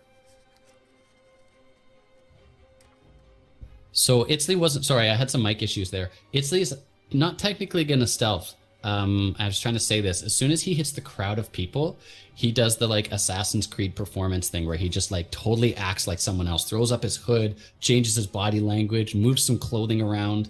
Just like that's the end of the turn. Just trying to throw a performance to look like someone completely different, walks different. This is right up his value act. So I think if you're trying to keep an eye on me and you can see me from the air, you probably still see me. But for those who don't for those that like lose sight of me and then try to look again, I'm looking and moving completely different. I don't know how well that works, but that's my goal. Okay. To let you know then, without a stealth check, a number of these guards would have kept an eye on you then. these ones over Well, I there. guess you could consider it sort of a stealth check, right? Because the second I get around the corner, I'm going to do Yeah, that's why I asked for a stealth my check. thing to disappear. Oh, To okay, see I how guess I'll many just do stealth. knights and the griffin. I mean, he had natural 20, but it would still be a stealth check. Okay. Okay. Oh my god, that's so loud. Sorry about the background noise. 16 plus 4, 20 even. 20 even. What was the griffin's total perception? 1 second. Just trying to find a 25. way to sneak 25, performance in nice. there instead of stealth. Sorry about Perfect. that. So that almost guarantees that not many of the guards were able to see it, as Itzley was able to quickly throw up a sheet almost as he went behind a person, and as the sheet fell down to the ground, appeared to be a completely different person dressed in completely different garments. His skin does still stand out a good bit, him being Yanti, but he's walking a good bit different from behind. It could confuse many, and his skills might look like hair. So, or he does. I can have cover hair, my that's right. skills. I try to. Yeah. And with his head turned back, yeah, he could confuse people. And the Griffin is still able to keep an eye on him. Now, after all that, after Itzley's turn, it is Jax's turn. Okay. So what do I see in that room right now? I got a dude coming at me, and I got the Lord and the big burly dude in there. Yeah, the Lord has his back to the wall as he opened up the door here. I apologize about this. I did not really set up this like I should have. What the Lord did was he went over to the door, he held it open, and he watched as he allowed 3 guards in. Okay. And So he's that sort of really standing big there. dude isn't in the room anymore. Huh? The really big guy isn't in the room anymore. It doesn't appear that was the guy, one of the guys who entered at the moment. Okay. And from, do me a favor, go ahead and make a perception check for me. Okay. This is not Jack's strong suit. Yep. 15, not bad. 15. You can definitely see that there are more guards outside this room. Okay. You don't know who, but yes. Is there a window? There's not. Damn it. Yeah. Small confined room, nothing up on the walls. Only the table and the chair right here in the middle, sorta. Okay. And then the door here. Kind of figured that he would be screwed, but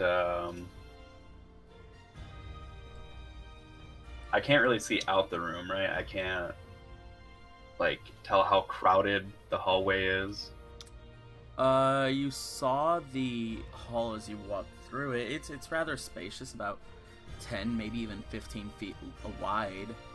And this was a very small room that they put you in. You take the idea that this might just be some sort of like meant to be a broom closet or something that they shoved you into and turned into for some reason a sort of like makeshift interrogation thing. But and I don't mean recently makeshift either. I mean like this table had like scratch marks on it too.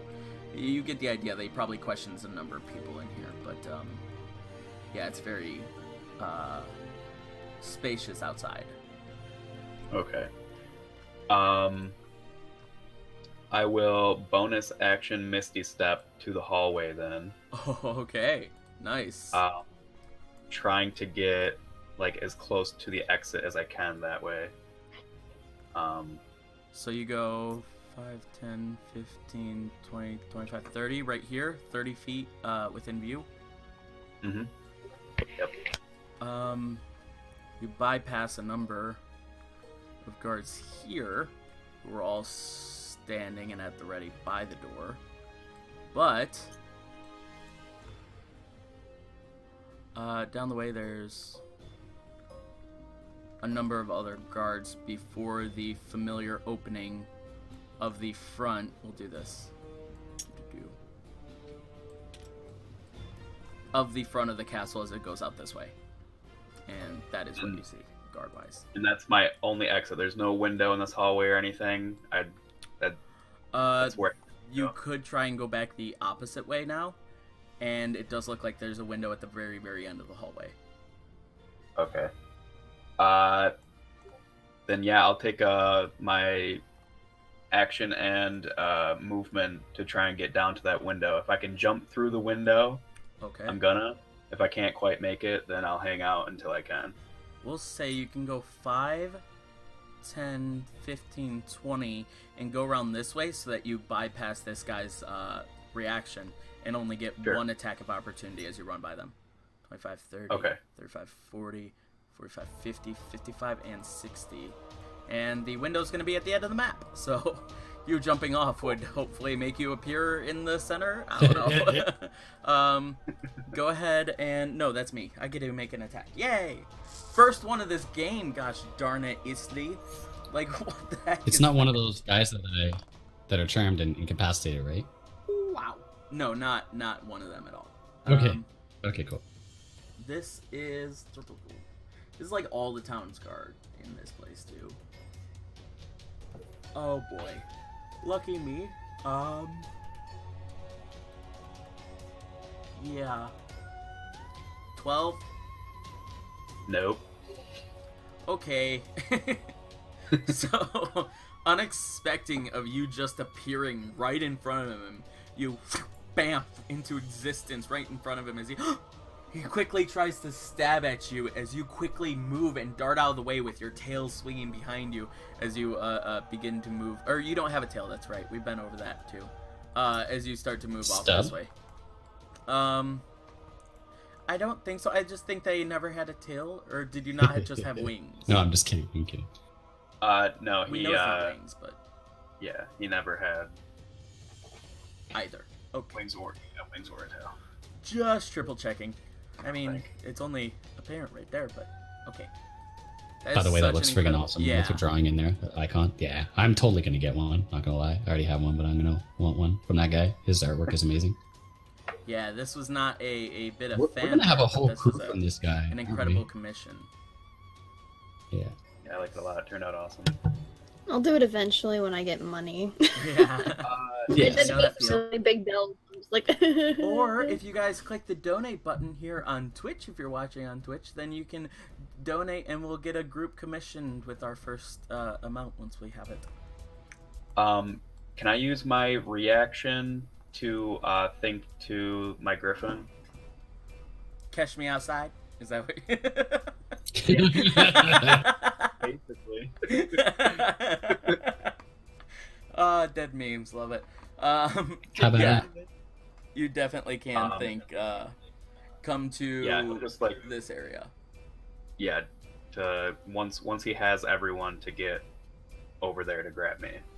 And the griffin gets a sense of an idea where you're thinking to and from as you think it, so it quickly like veers its head over and looks over at you.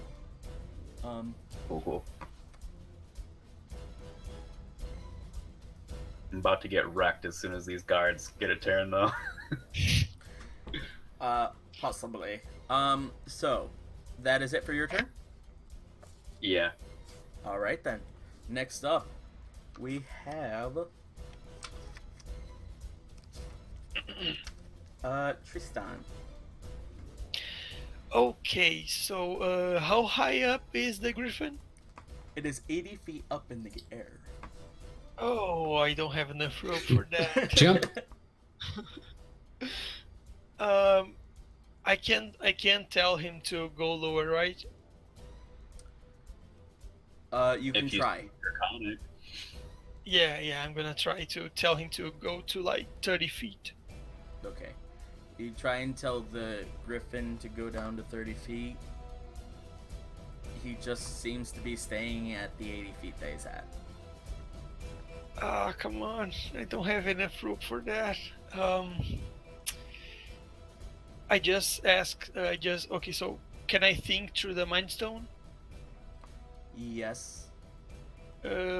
Just quick, are we killing them? Just to make sure. I think to All everyone. 40 of them? Some of them. Can I respond back, or did I use up all my stuff? You cannot, because you used up a Okay. reaction. Fair enough. I'm pretty sure most everyone else has a reaction.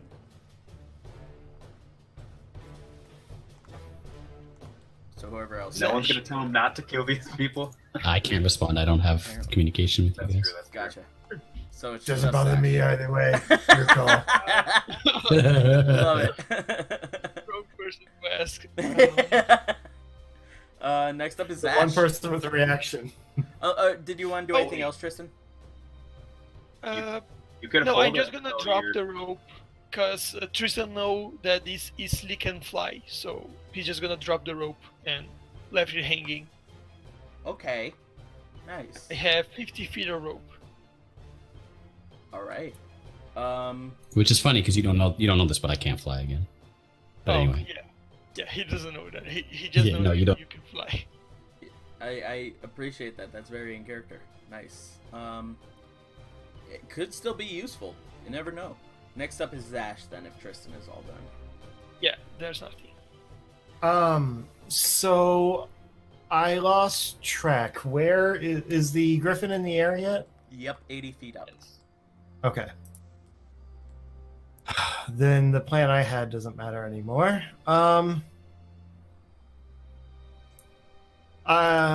So I can't use a reaction to ask a question, right? Because I just used it to respond to him. Well, it's now your turn, so you could still use it as a bonus action, or you could take your turn and then at the very end of your turn use your reaction to answer to him.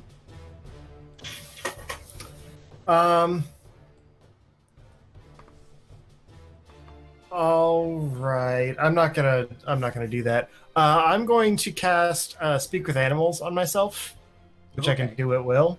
Nice. Um, First time I think you used and- that. no, I used it with the Cerberus puppies a few times. Oh, that's true. And then I'm going to tell the Cerberus to go find Jax. The Griffin?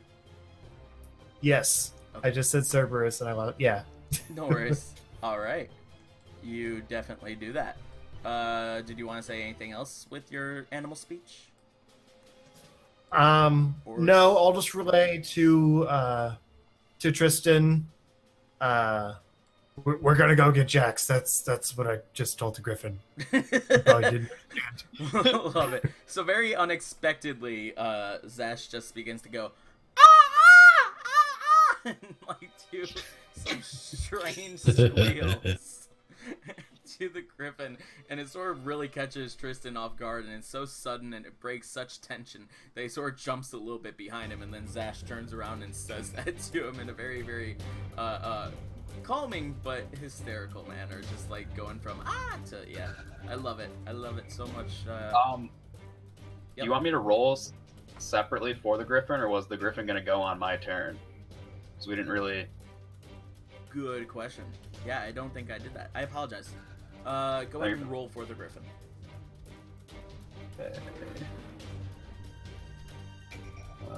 14.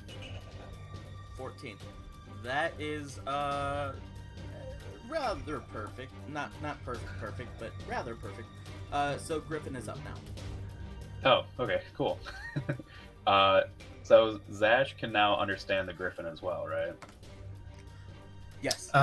Yes. Okay. Comprehend and verbally communicate with beasts. Yes.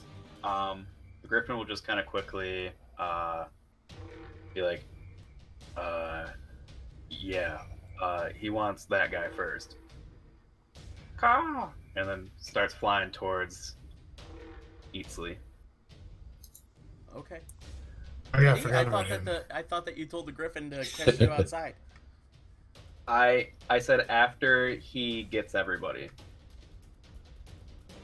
That's true. Okay. Okay. I don't. Am I like several floors up? Am I gonna like die if I jump out this window? I No, thought I was on you're- the first floor. Well, you're the number of steps up as this, which I believe is like. Okay, you're a floor up. Maybe a Okay. floor and a half. That's fine. That's fine. That's fine. Okay. Okay. Yeah. He's gonna use his movement to kind of go at an angle, flying down towards Eatsley. And he has 80 feet flying speed. Flies downward at an angle, yes.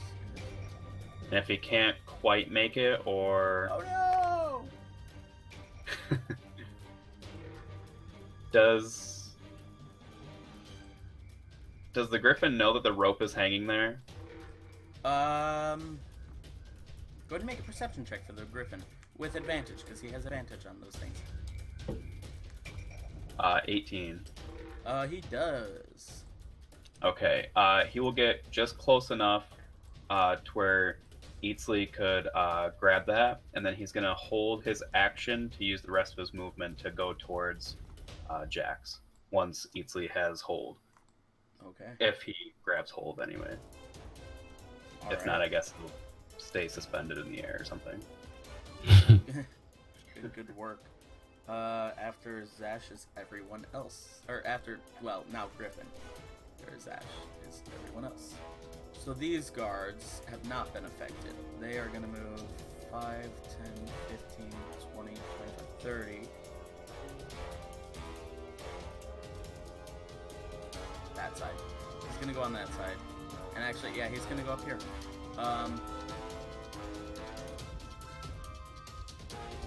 No, he is going to go that way. 30, 35, 40, 45, 50, 55, 60. This guard is going to make another perception check now being within like 5 feet of you, but I can't place the freaking thing there because that's sort of stupid. Okay, so he's going to be here. Gotcha. Do I have to roll a new stealth check, or do you want to go based off my old? Your stealth check is still what it is because you took. It's the same round. It was 20. It's yeah. just because the guy New came round up hasn't so started. close, and he's not coming for you. He's coming for the griffin. He's trying to get as close as he can. He has no idea that you're there though. Still. Okay. Same with this guy though. 5, 10, 15, 20, 25, 30, 35, 40, 45, 50, 55, and 60. And these guys begin moving. I'm just gonna count out the 1, 5, 10, 15, 20, 25, 30, 35, 40, 45, 50, 55, and 60. Yep, they're all making their way downtown now. Hiya. Hiya! Jackie! Anybody used to watch Jackie Chan Adventures? Yes, oh my god. God. Yes. Oh, I love that show I didn't so actually much. realize I did that. I used to teach kung fu, and I'm around a lot of Chinese people, and I is like a oh nice. damn kind of thing. Oh, I'm so used to it. Jackie! You mo gui guai fai yi chao, you mo gui guai fai yi chao, you mo gui guai fai yi chao. I love that show. Oh, in Brazil he didn't say that. He was different. It was. Oh, I'm so curious as to how it would be to have a Bruce. Wait, so they all went after me, not any of the more obvious They're targets? not going after you. They're going after. Oh, the they only went ones after that the they giant see fucking griffin. The Got it, griffin got it. flying in the So air. that's a pretty obvious target. Yep. So, really, I'm gonna say only about a couple of them are within 20 feet of you. So I'm just gonna roll a couple more, just to see. Yeah, nobody notices you even. They're like right by you, but nobody has any clue because they're all looking straight up at this griffin. With its rope, to be fair, dangling down, but nobody's looking at the bottom of the rope. They're looking at the griffin at the top of it. So that's all their turns. Next up. Oh, nope. Sorry. Forgot a few soldiers. Alright, 5, 10, 15, 20, 25. This guy's gonna go ahead and make an attack. Also, 5, 10... No, he was in a room. Those aren't the Yep. charmed ones, right? They are not. Okay. The charmed ones were all right here. Okay, I can't see very well just because. Gotcha. Okay. Yeah, no, these guys are inside the palace very far away. 5, 10, 15, 20, 25, 30. 5, 10, 15, 20, 25, 30. 5, 10, 15, 20, 25, and 30. They don't have enough to get within range, but 5, 10, 15, 20, 25, and 30. Oh, just out of reach. Dang it. Okay, so only one guy is able to get up close enough. This guy goes right there. I don't know why I'm acting like this is a...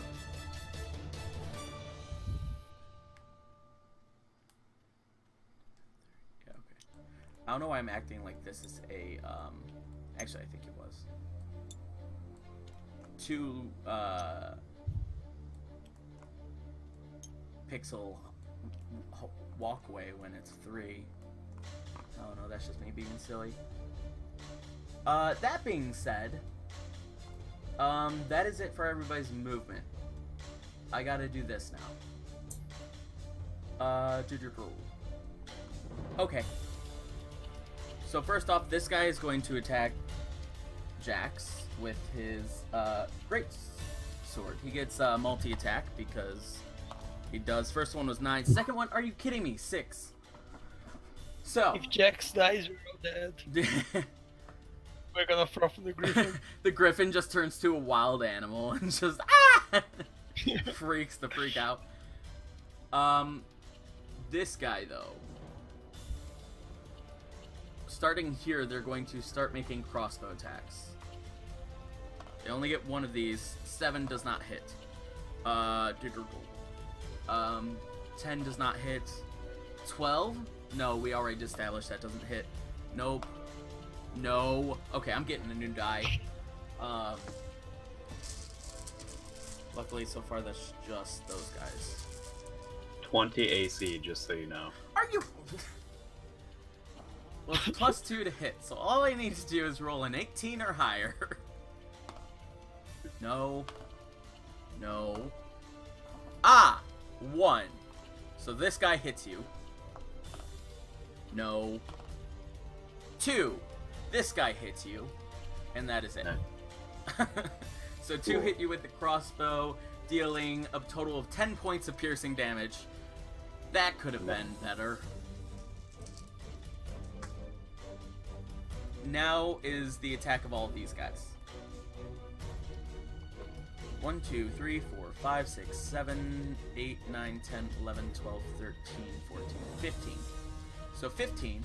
We're going to do 5 for each target, essentially, just to make it really easy on myself. They may take out my griffin. Huh? So they may take out my griffin. Nat 1 on the first one. So this Yay. guy right here, in the heat of everything, goes aiming up and dunk, shoots the guy in front of him. It's just like, what the hell? As he turns around, freaking out about that. So there's 2 out the way. 8. Nope. Nat 1 again. Another guy shot. He already shot though. So okay, 14 for this guy. That hits. Okay. 14 again. That hits 2. That one definitely hits. 12. Just hits. Okay. 5. I can't see very well, but I get 5, 6, 7 more. I get opportunity attacks if I'm close and they walk by. And I don't think that might happen, but let me know if it does. No. Yes.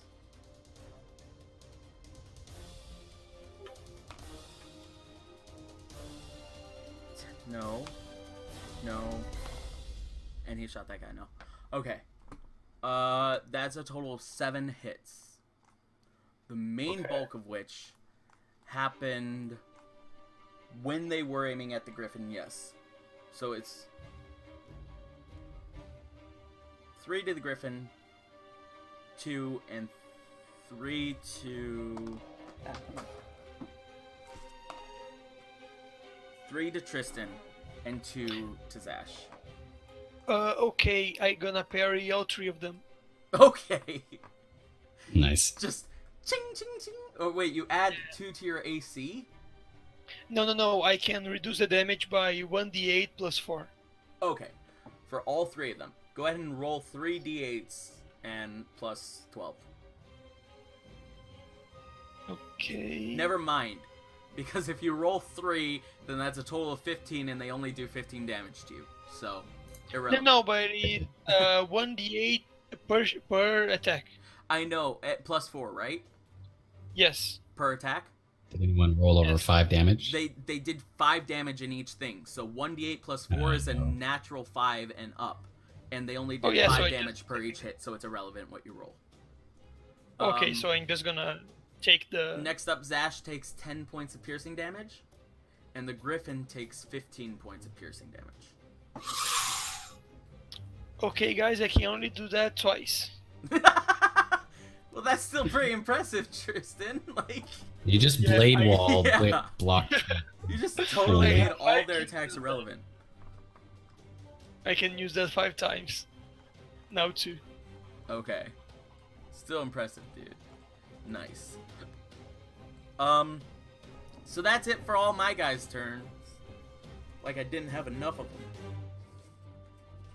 So I'm up. Well, you're welcome for putting 15 of them out of commission, so you didn't have to roll. That's true. Real quick, before you are up, is Lord. Oh, Grenade. Lord Farquaad. Yep. 5, 10, 15, 20, 25, 30. And he's just going to say in front of all of his men.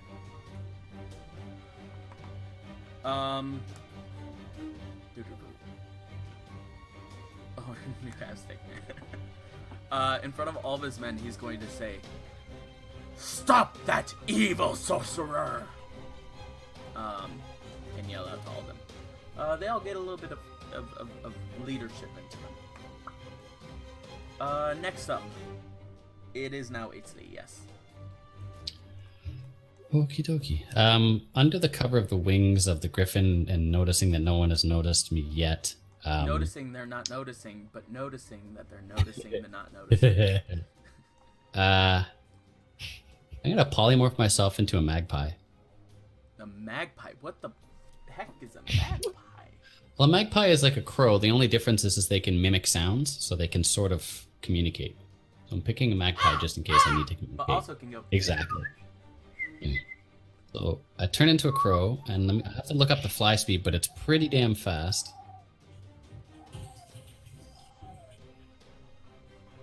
And I'm just gonna fly away, like the hell away, but keep sight of the like I'm going to fly away my max distance. Nice. Do me a favor, go ahead and make And one just last, keep an eye on the griffin. one last stealth check for us. Okay, now is that a stealth check as a magpie or a stealth check as a As like you. trying to not let them see me? Because Okay. the trying to do casting another of card. magic is very visual in this world. Yeah, yeah. Okay, my speed. Okay, 70 feet is my speed. That's not bad. Okay, 16 plus. I think it's plus 4. I think it's the same roll as last time. Stealth, you said. Yeah, 20. Okay, yeah, Nice roll. you were good. Yeah. So Caca! Or more like. you quickly, the smoke just quickly envelops you and And- just sort of crunches you down to the small size, and instantly you're the small little raven crow as you begin to fly up into the air. So I'm gonna fly all 70 feet, but as I pass by my friends on the griffin, I'm actually gonna go, "It's me, it's Lee," and just keep going. Can you speak common while you're... Yeah, magpies can mimic basic languages and sounds. So Wow. anything they've heard before, they can comic. That's why I chose a magpie That's nice. on purpose. Yeah, they have. Nice, nice, where nice. is it?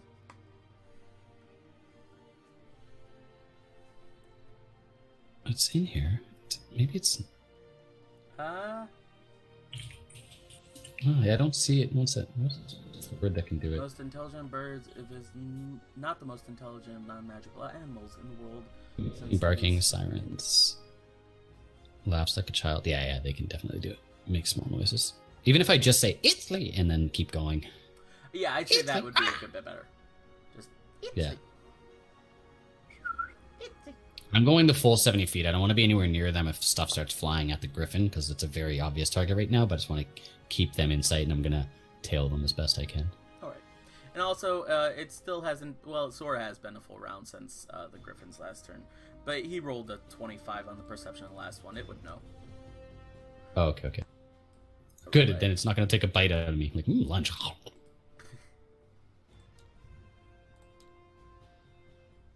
All right, so that moves up. Doo-doo-doo. And you fly around them in a circle as you say that, and you just start flying off in which direction? 70 feet. The direction I'm going is like away from the guards towards the griffin, so I would imagine I just keep going in that direction until all 70 feet in the air, In that as high direction as was possible. straight up. So you just keep on going straight up? I think, yeah, 70 feet straight up. Yeah, that's fine. Okay. And Because just keep an eye the on direction the of the griffin and griffin follow for me him. was... Yeah. Okay. Straight above me. Yeah, sure. We'll do that. Alright, next up after Eatsley is... Jax.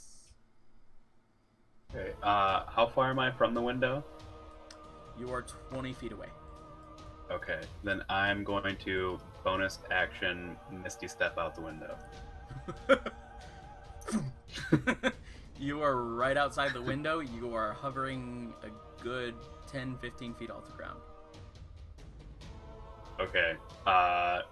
Since I can't do anything because I'm in the air, I should have jumped and then probably Misty Step to the ground. That would have been way smarter, but his intelligence isn't the best.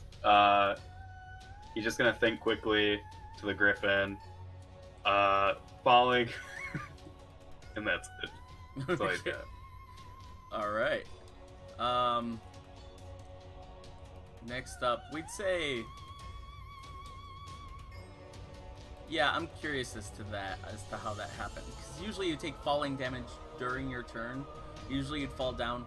But just for sake of allowing this to play out, I'm going to let the griffin go before anything. I don't think they'll make it. You begin to fall. Yeah, agreed. Next up after you is Tristan. Tristan, what would you like to do? I'm gonna get my robe back, since I don't need that anymore, and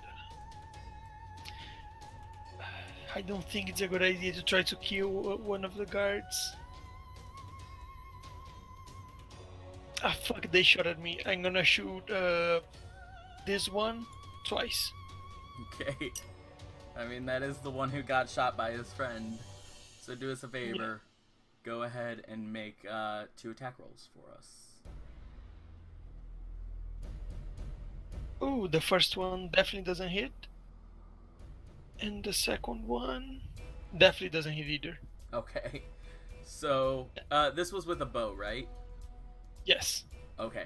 So, from up on the griffin, you stretch back the bow and watch as they both smack and shatter upon impact with the slabs of the ground. As the one knight was still holding his arm, looking at his friend, he hears these and looks up at you and gives an evil snare from within his helmet. Is there anything else you'd like to do? Cower in shame. I think there's a neck. Next up is the Griffin. And at the beginning of the Griffin's turn, would Tristan and Zash do me a favor and make a dexterity saving throw? And that's how I die. 12. Okay. Adjusted 20. Nice. All right. You are both safe. Neither of you have ridden really this Griffin quite like this as he flies up, then swoops down and is now swooning through the air. But you're both able to keep your hold and grip on really well. So, next up it is the Griffin's turn. What would the Griffin like to do? The Griffin is going to start heading towards me. Alright. It's movement, and then it's action to dash. So a total of 160. Oh! Looks like adjusted 20 was not enough. He's stuck. Let's try and do this as fairly as possible. 5, 10, 15, 20, 25, 30.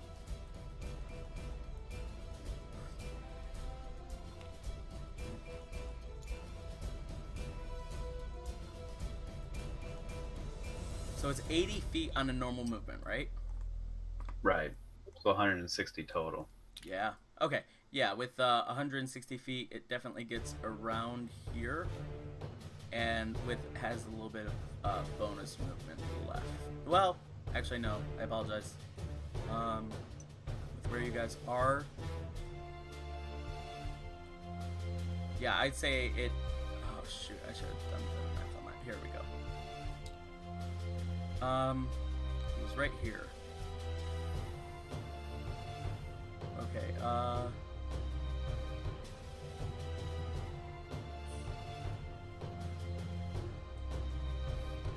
Someone quick maths this for me. 120 divided by 5 is 60, right? No. No? No. It's No, it's like That's 20. divided by 2. Yeah. Yeah. About 20. 24. 24? Okay, Yeah. thank you.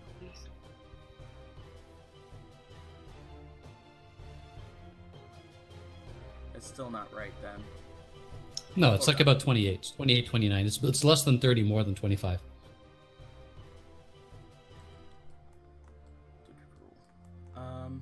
I'm just gonna do this 5, 10, 15, 20, 25, 30. 26 is 60. What was the initial thing? You said 120 divided by 5 or something like that? Is, yeah. 39 is 90. 120 is 50.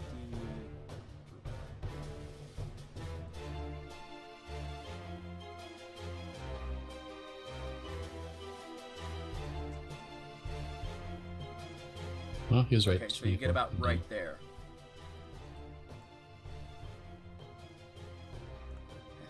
Where's the griffin?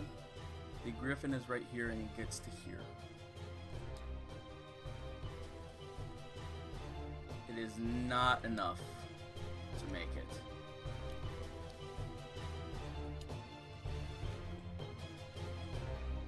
As he's up in the air, he is still a good bit behind. Is there anything else that the griffin would like to do? I don't think it can really do anything else at this point. So, nope, just wait to pick me up, I guess. Alright. Next up, it is Zash's turn.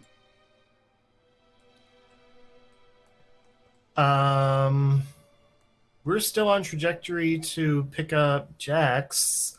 Yep. How close is the nearest cluster of enemies?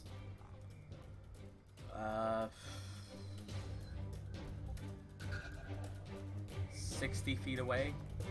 No, with your angle, at least 75, maybe 80. Gotta take some Pythagorean theorem into account. Yeah. Alright. Then I probably do nothing.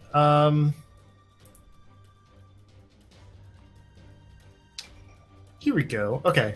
So what is the situation between where Jax is and where the enemies are? Like, is there distance there? Where Jax is? Yeah. You can see Jax, but he just jumped out of a window, and he's about to Right. fall. I'm talking about the space between him and the enemies. You don't see the enemies anywhere, is what I'm saying. He just, like, jumped out of a window. He's, like, 10 feet out of a window. He didn't jump. There's no broken glass, but he's 10 feet outside of a window, and you don't see anyone anywhere. You just see the corner of the building, and that's about it. Okay, so he's far away from us. Got it. A good bit. I'd say at least 40, maybe 60 feet away. Okay. So I was thinking of dropping a wall of fire to separate the enemies and him. But I don't know if that's metagaming or not. You know? It's not something you can see, Go or ahead it and is. roll an insight check for us. See how 16. much- Yeah, I'd say that you could put 2 and 2 together, that there have to be enemies somewhere behind him. Okay. So I'm going to drop a wall of fire. Like basically, you said he's 10 feet away from the window? Yes. But from your angle, it's a bit difficult to see because the side of the building here obviously stands out a good bit. He's like just over that side of the building. Okay, so I'm basically going to put a wall between him and the window, like from where I can see. Okay. It's 60 feet long, 20 feet high, and 1 foot thick. So there'd be space for him to not be in the way. And one side of the wall deals 5d8 damage to each creature that ends its turn within 10 feet of that side, or inside the wall. So obviously it'll be the side he's not on. I'm basically just using it as a barrier. Anyone that gets close will take damage. That will work. All right. And then just tell the griffin to keep going. Keep grabbing. Keep doing what you His do, owner. Griffin man. Alright. So there is a wall of fire that you started there. Next up, it is all the knights. These guys seeing this wall of fire are going to, oh boy, move up toward it. 5, 10, 15, 20. First guy's gonna try it. 25, 30, and jump out. You said once again that does what? Oh, and by the way, let's do Jax's fall damage. Falling. Yeah, okay. It's just D6 fall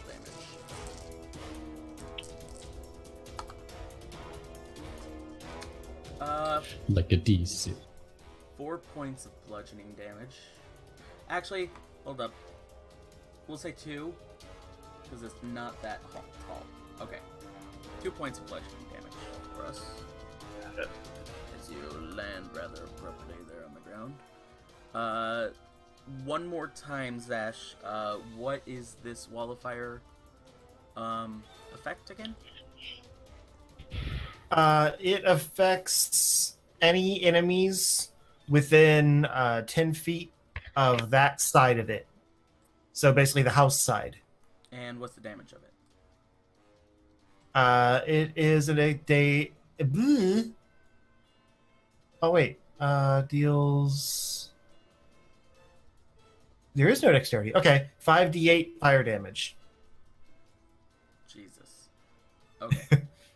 Because it says it's a dexterity saving throw when you land it, but then whenever people go into it, they just take the damage, I guess. Because they choose to run into it.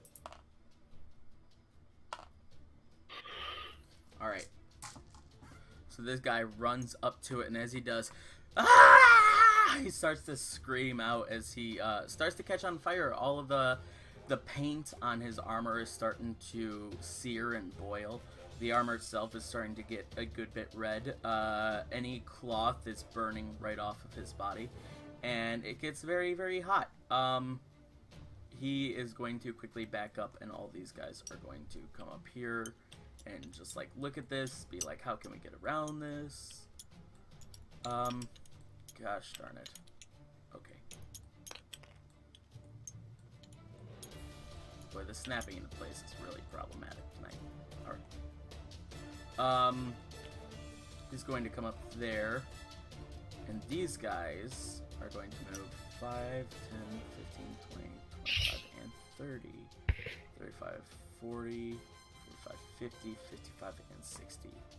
Around to here. He was 2 behind. 2, 2, and 2. These guys are all gonna move their line over this way. 5, 10, 15, 20, 25, 30, 35, 40, 45, 50, 55, and 60. So, this line of soldiers, and then I will move out the civilians in just a moment, all make their way like that. There are very few who actually have line of sight on anyone.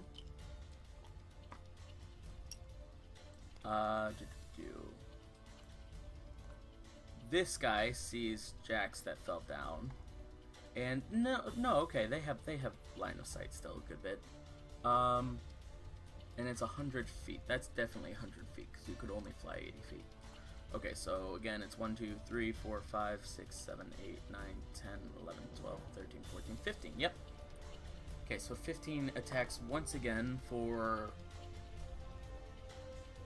I realized a problem that I did last time, but oh well. Does 15 hit the Griffin? Yeah, it does. 15 again. 7, no. Nope. Nat 20. Yep. 10, no. So that's 5 shots at the Griffin. 3 of them hit. 1 of them was a nat 20. So go ahead and remember that for me. Next up, it is Tristan that they are going to aim at. 4 does not hit Tristan, correct? Does 11 hit Tristan?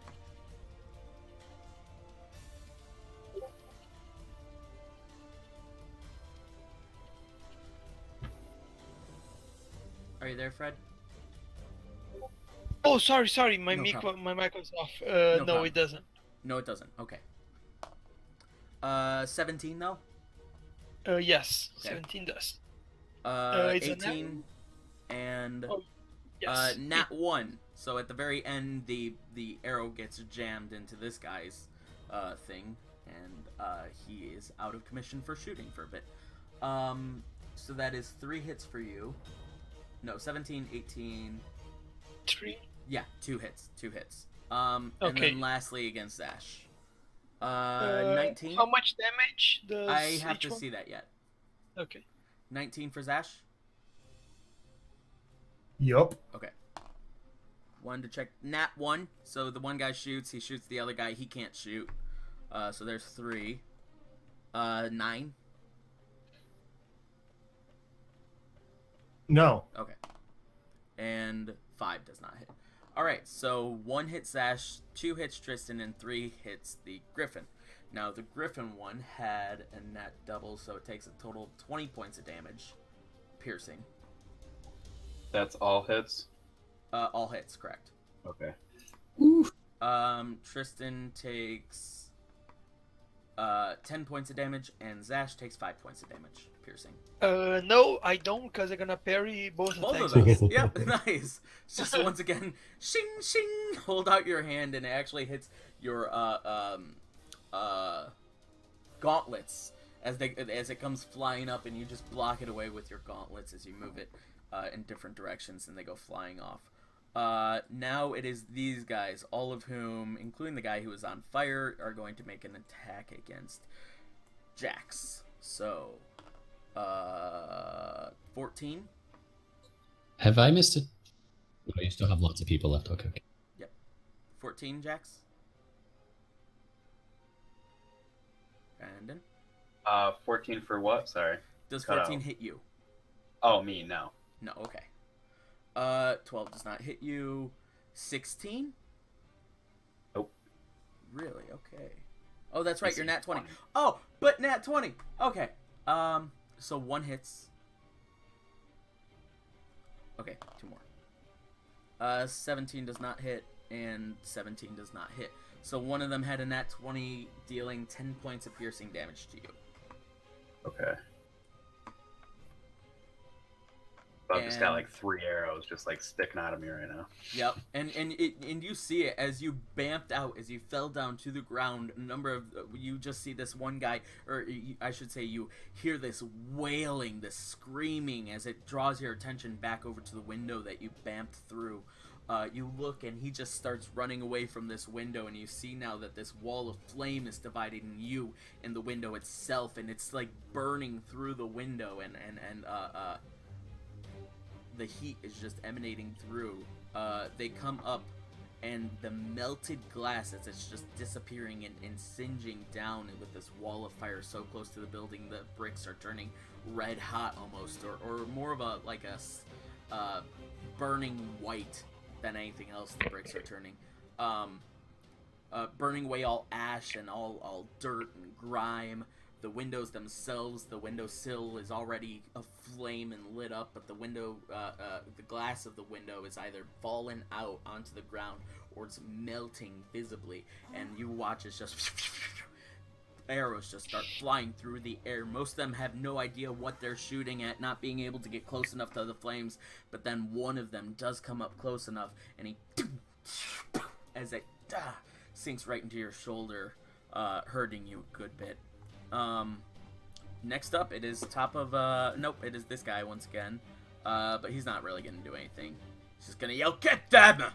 very angrily. And now it is back at the top of the initiative order with Italy. Whew, okay.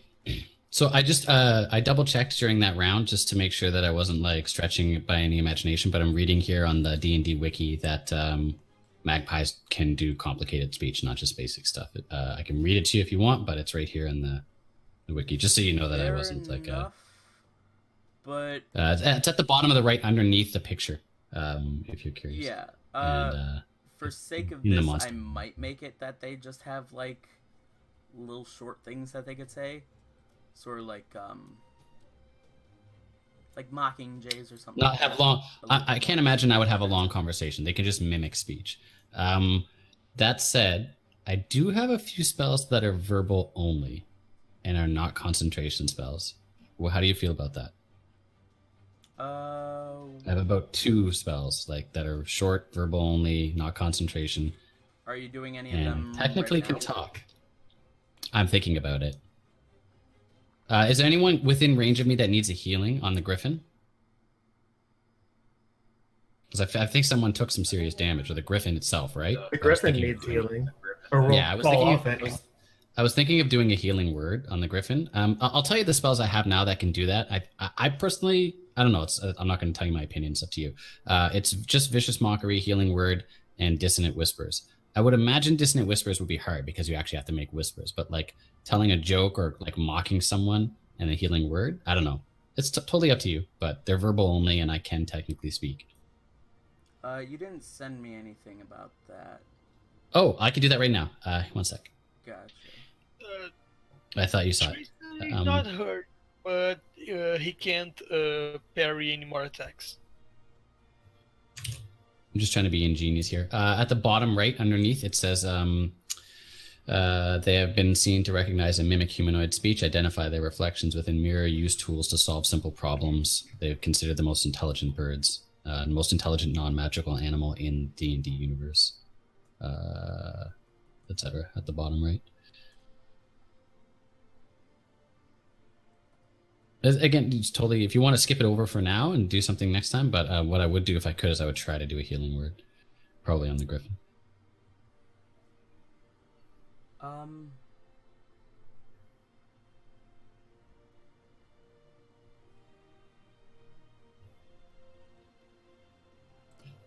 Quick question. What was the spell that you used once again to do this?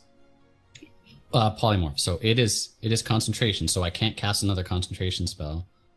But yeah, and it lasts an hour. I only have 1 4th level slot right now, so I'm out of 4th level spells.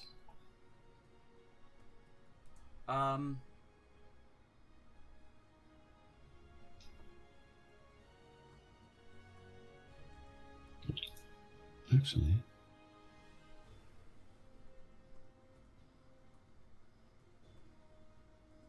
when you're poly, you're supposed to keep the mental acuity of yourself and just have the physical aspects of the animal. I don't know if that makes a difference to you. So I don't want to tie up the group. I thought it was a pretty ingenious idea, and I wanted to ask you if it's okay.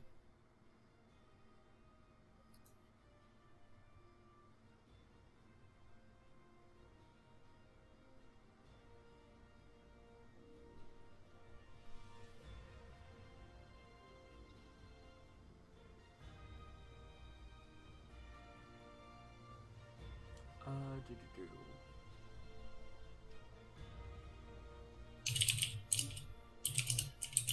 There is one thing about polymorph, and I try my best to keep it as true to D&D Beyond as possible. And the main thing is that I'm not seeing Magpie as any of the creatures on D&D Beyond. I looked up a quick thing on Magpie beforehand, and I allowed it already, so... but to keep it true to form... I'd say probably with a Magpie you cannot do complex speech. Or spells or anything. Okay. How much space is on the Griffin? There is a good... Like, could I get I on wanna there say as like its lead? 7 feet, but yeah, there's room for sure. Okay, so I'm gonna fly down. Okay. What's your moving speed? 70 feet. You would need to dash to do that. Oh. Okay. So forget all that. I'm just going to stay within visual range and fly. I can't really do anything else. I don't want to drop out of the sky. Sorry about the background noise. Okay. I know there's another bird that can do it as well, and it's in the D&D Beyond Monster Manual, so I'll take a look for it later on another time. I know there's magpie and one other. It's like crow or raven or something like that. I think it's a raven.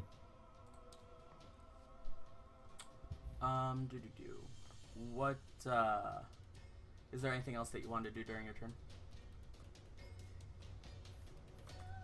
There's nothing else I really can do, so I'm just going to stay within range and keep an eye on them. Alrighty. After Eatsley, then, it is back up to Jax. Sorry, just looking here at the Raven and D&D Beyond, it does can have all mimic of that stuff too. simple So sounds that it's heard, such as a person whispering, a baby crying, or an baby animal crying. shivering. Yeah, I still it's would a not thought. say it's a complex. So we'll say that Too it's complicated based for- off of mimicry for a raven, a magpie. Yeah. But it just cannot be like a full sentence or spelling. A spell. incantation. Maybe like a very Totally simple- makes sense. Maybe not like a full sentence to be like, "Ha, you look stupid in that shirt" or something, but just to be like, and like just to say a simple incantation. Nope, totally get it. I would say that, but yeah, because there are a couple of problems that I do have with I shouldn't say problems with polymorph, but polymorph can be quite OP in the right hands, especially if you turn into a pixie and then turn from a pixie into if you summon pixies and then Yeah, I would pixies never can do that. transform into Triceratops, which is Tyrannosaurus Rex is it's like a huge thing. Yeah, I've read all about that. That's super dumb. Yeah. No, don't worry about it. I would have thought of something else to do, but I didn't have the time. Dumb. that would to be fair.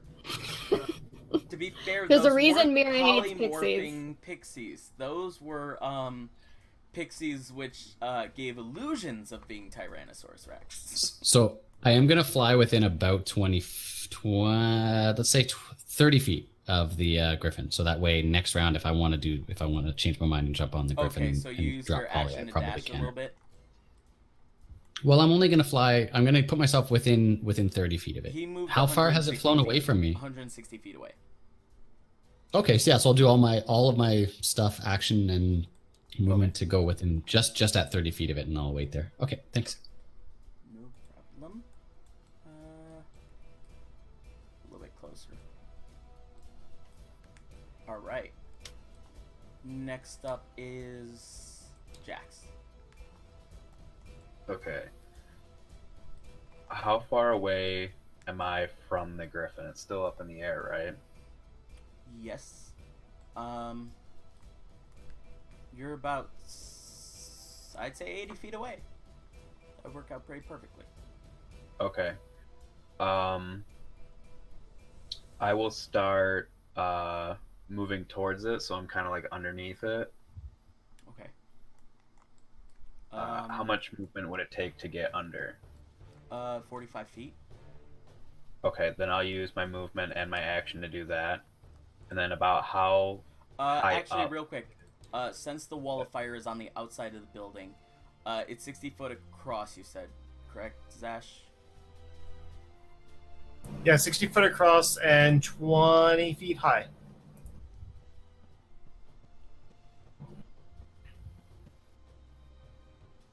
Okay, so 60. So you need to move about 55 feet to get beneath it. Okay. Okay, that's fine. I'll still move my movement and then my action. And then about how high up in the air? About 35 feet up above you. 30 feet, 35. So. Okay.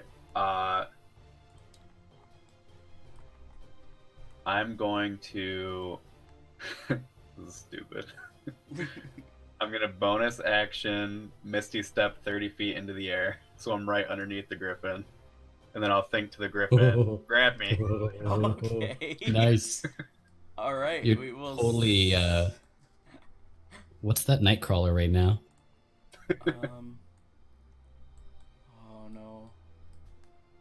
All right. Yeah, because you're like just by its paws. You're dangling by its underbelly. And let's see if he has the paws to catch you. All right. Next up is Tristan. If he doesn't... Oh, perfect. I dropped the rope. All right, nice. It's my tiny kind. So you bamf upward and then 30 feet down, just about 5 feet up above the ground. 2.5 to 5 feet up above the ground. This rope stops dangling, and it's right there next to you on your side if you need it. Is there anything What else are the that chances Tristan I can reaction grab that? ooh.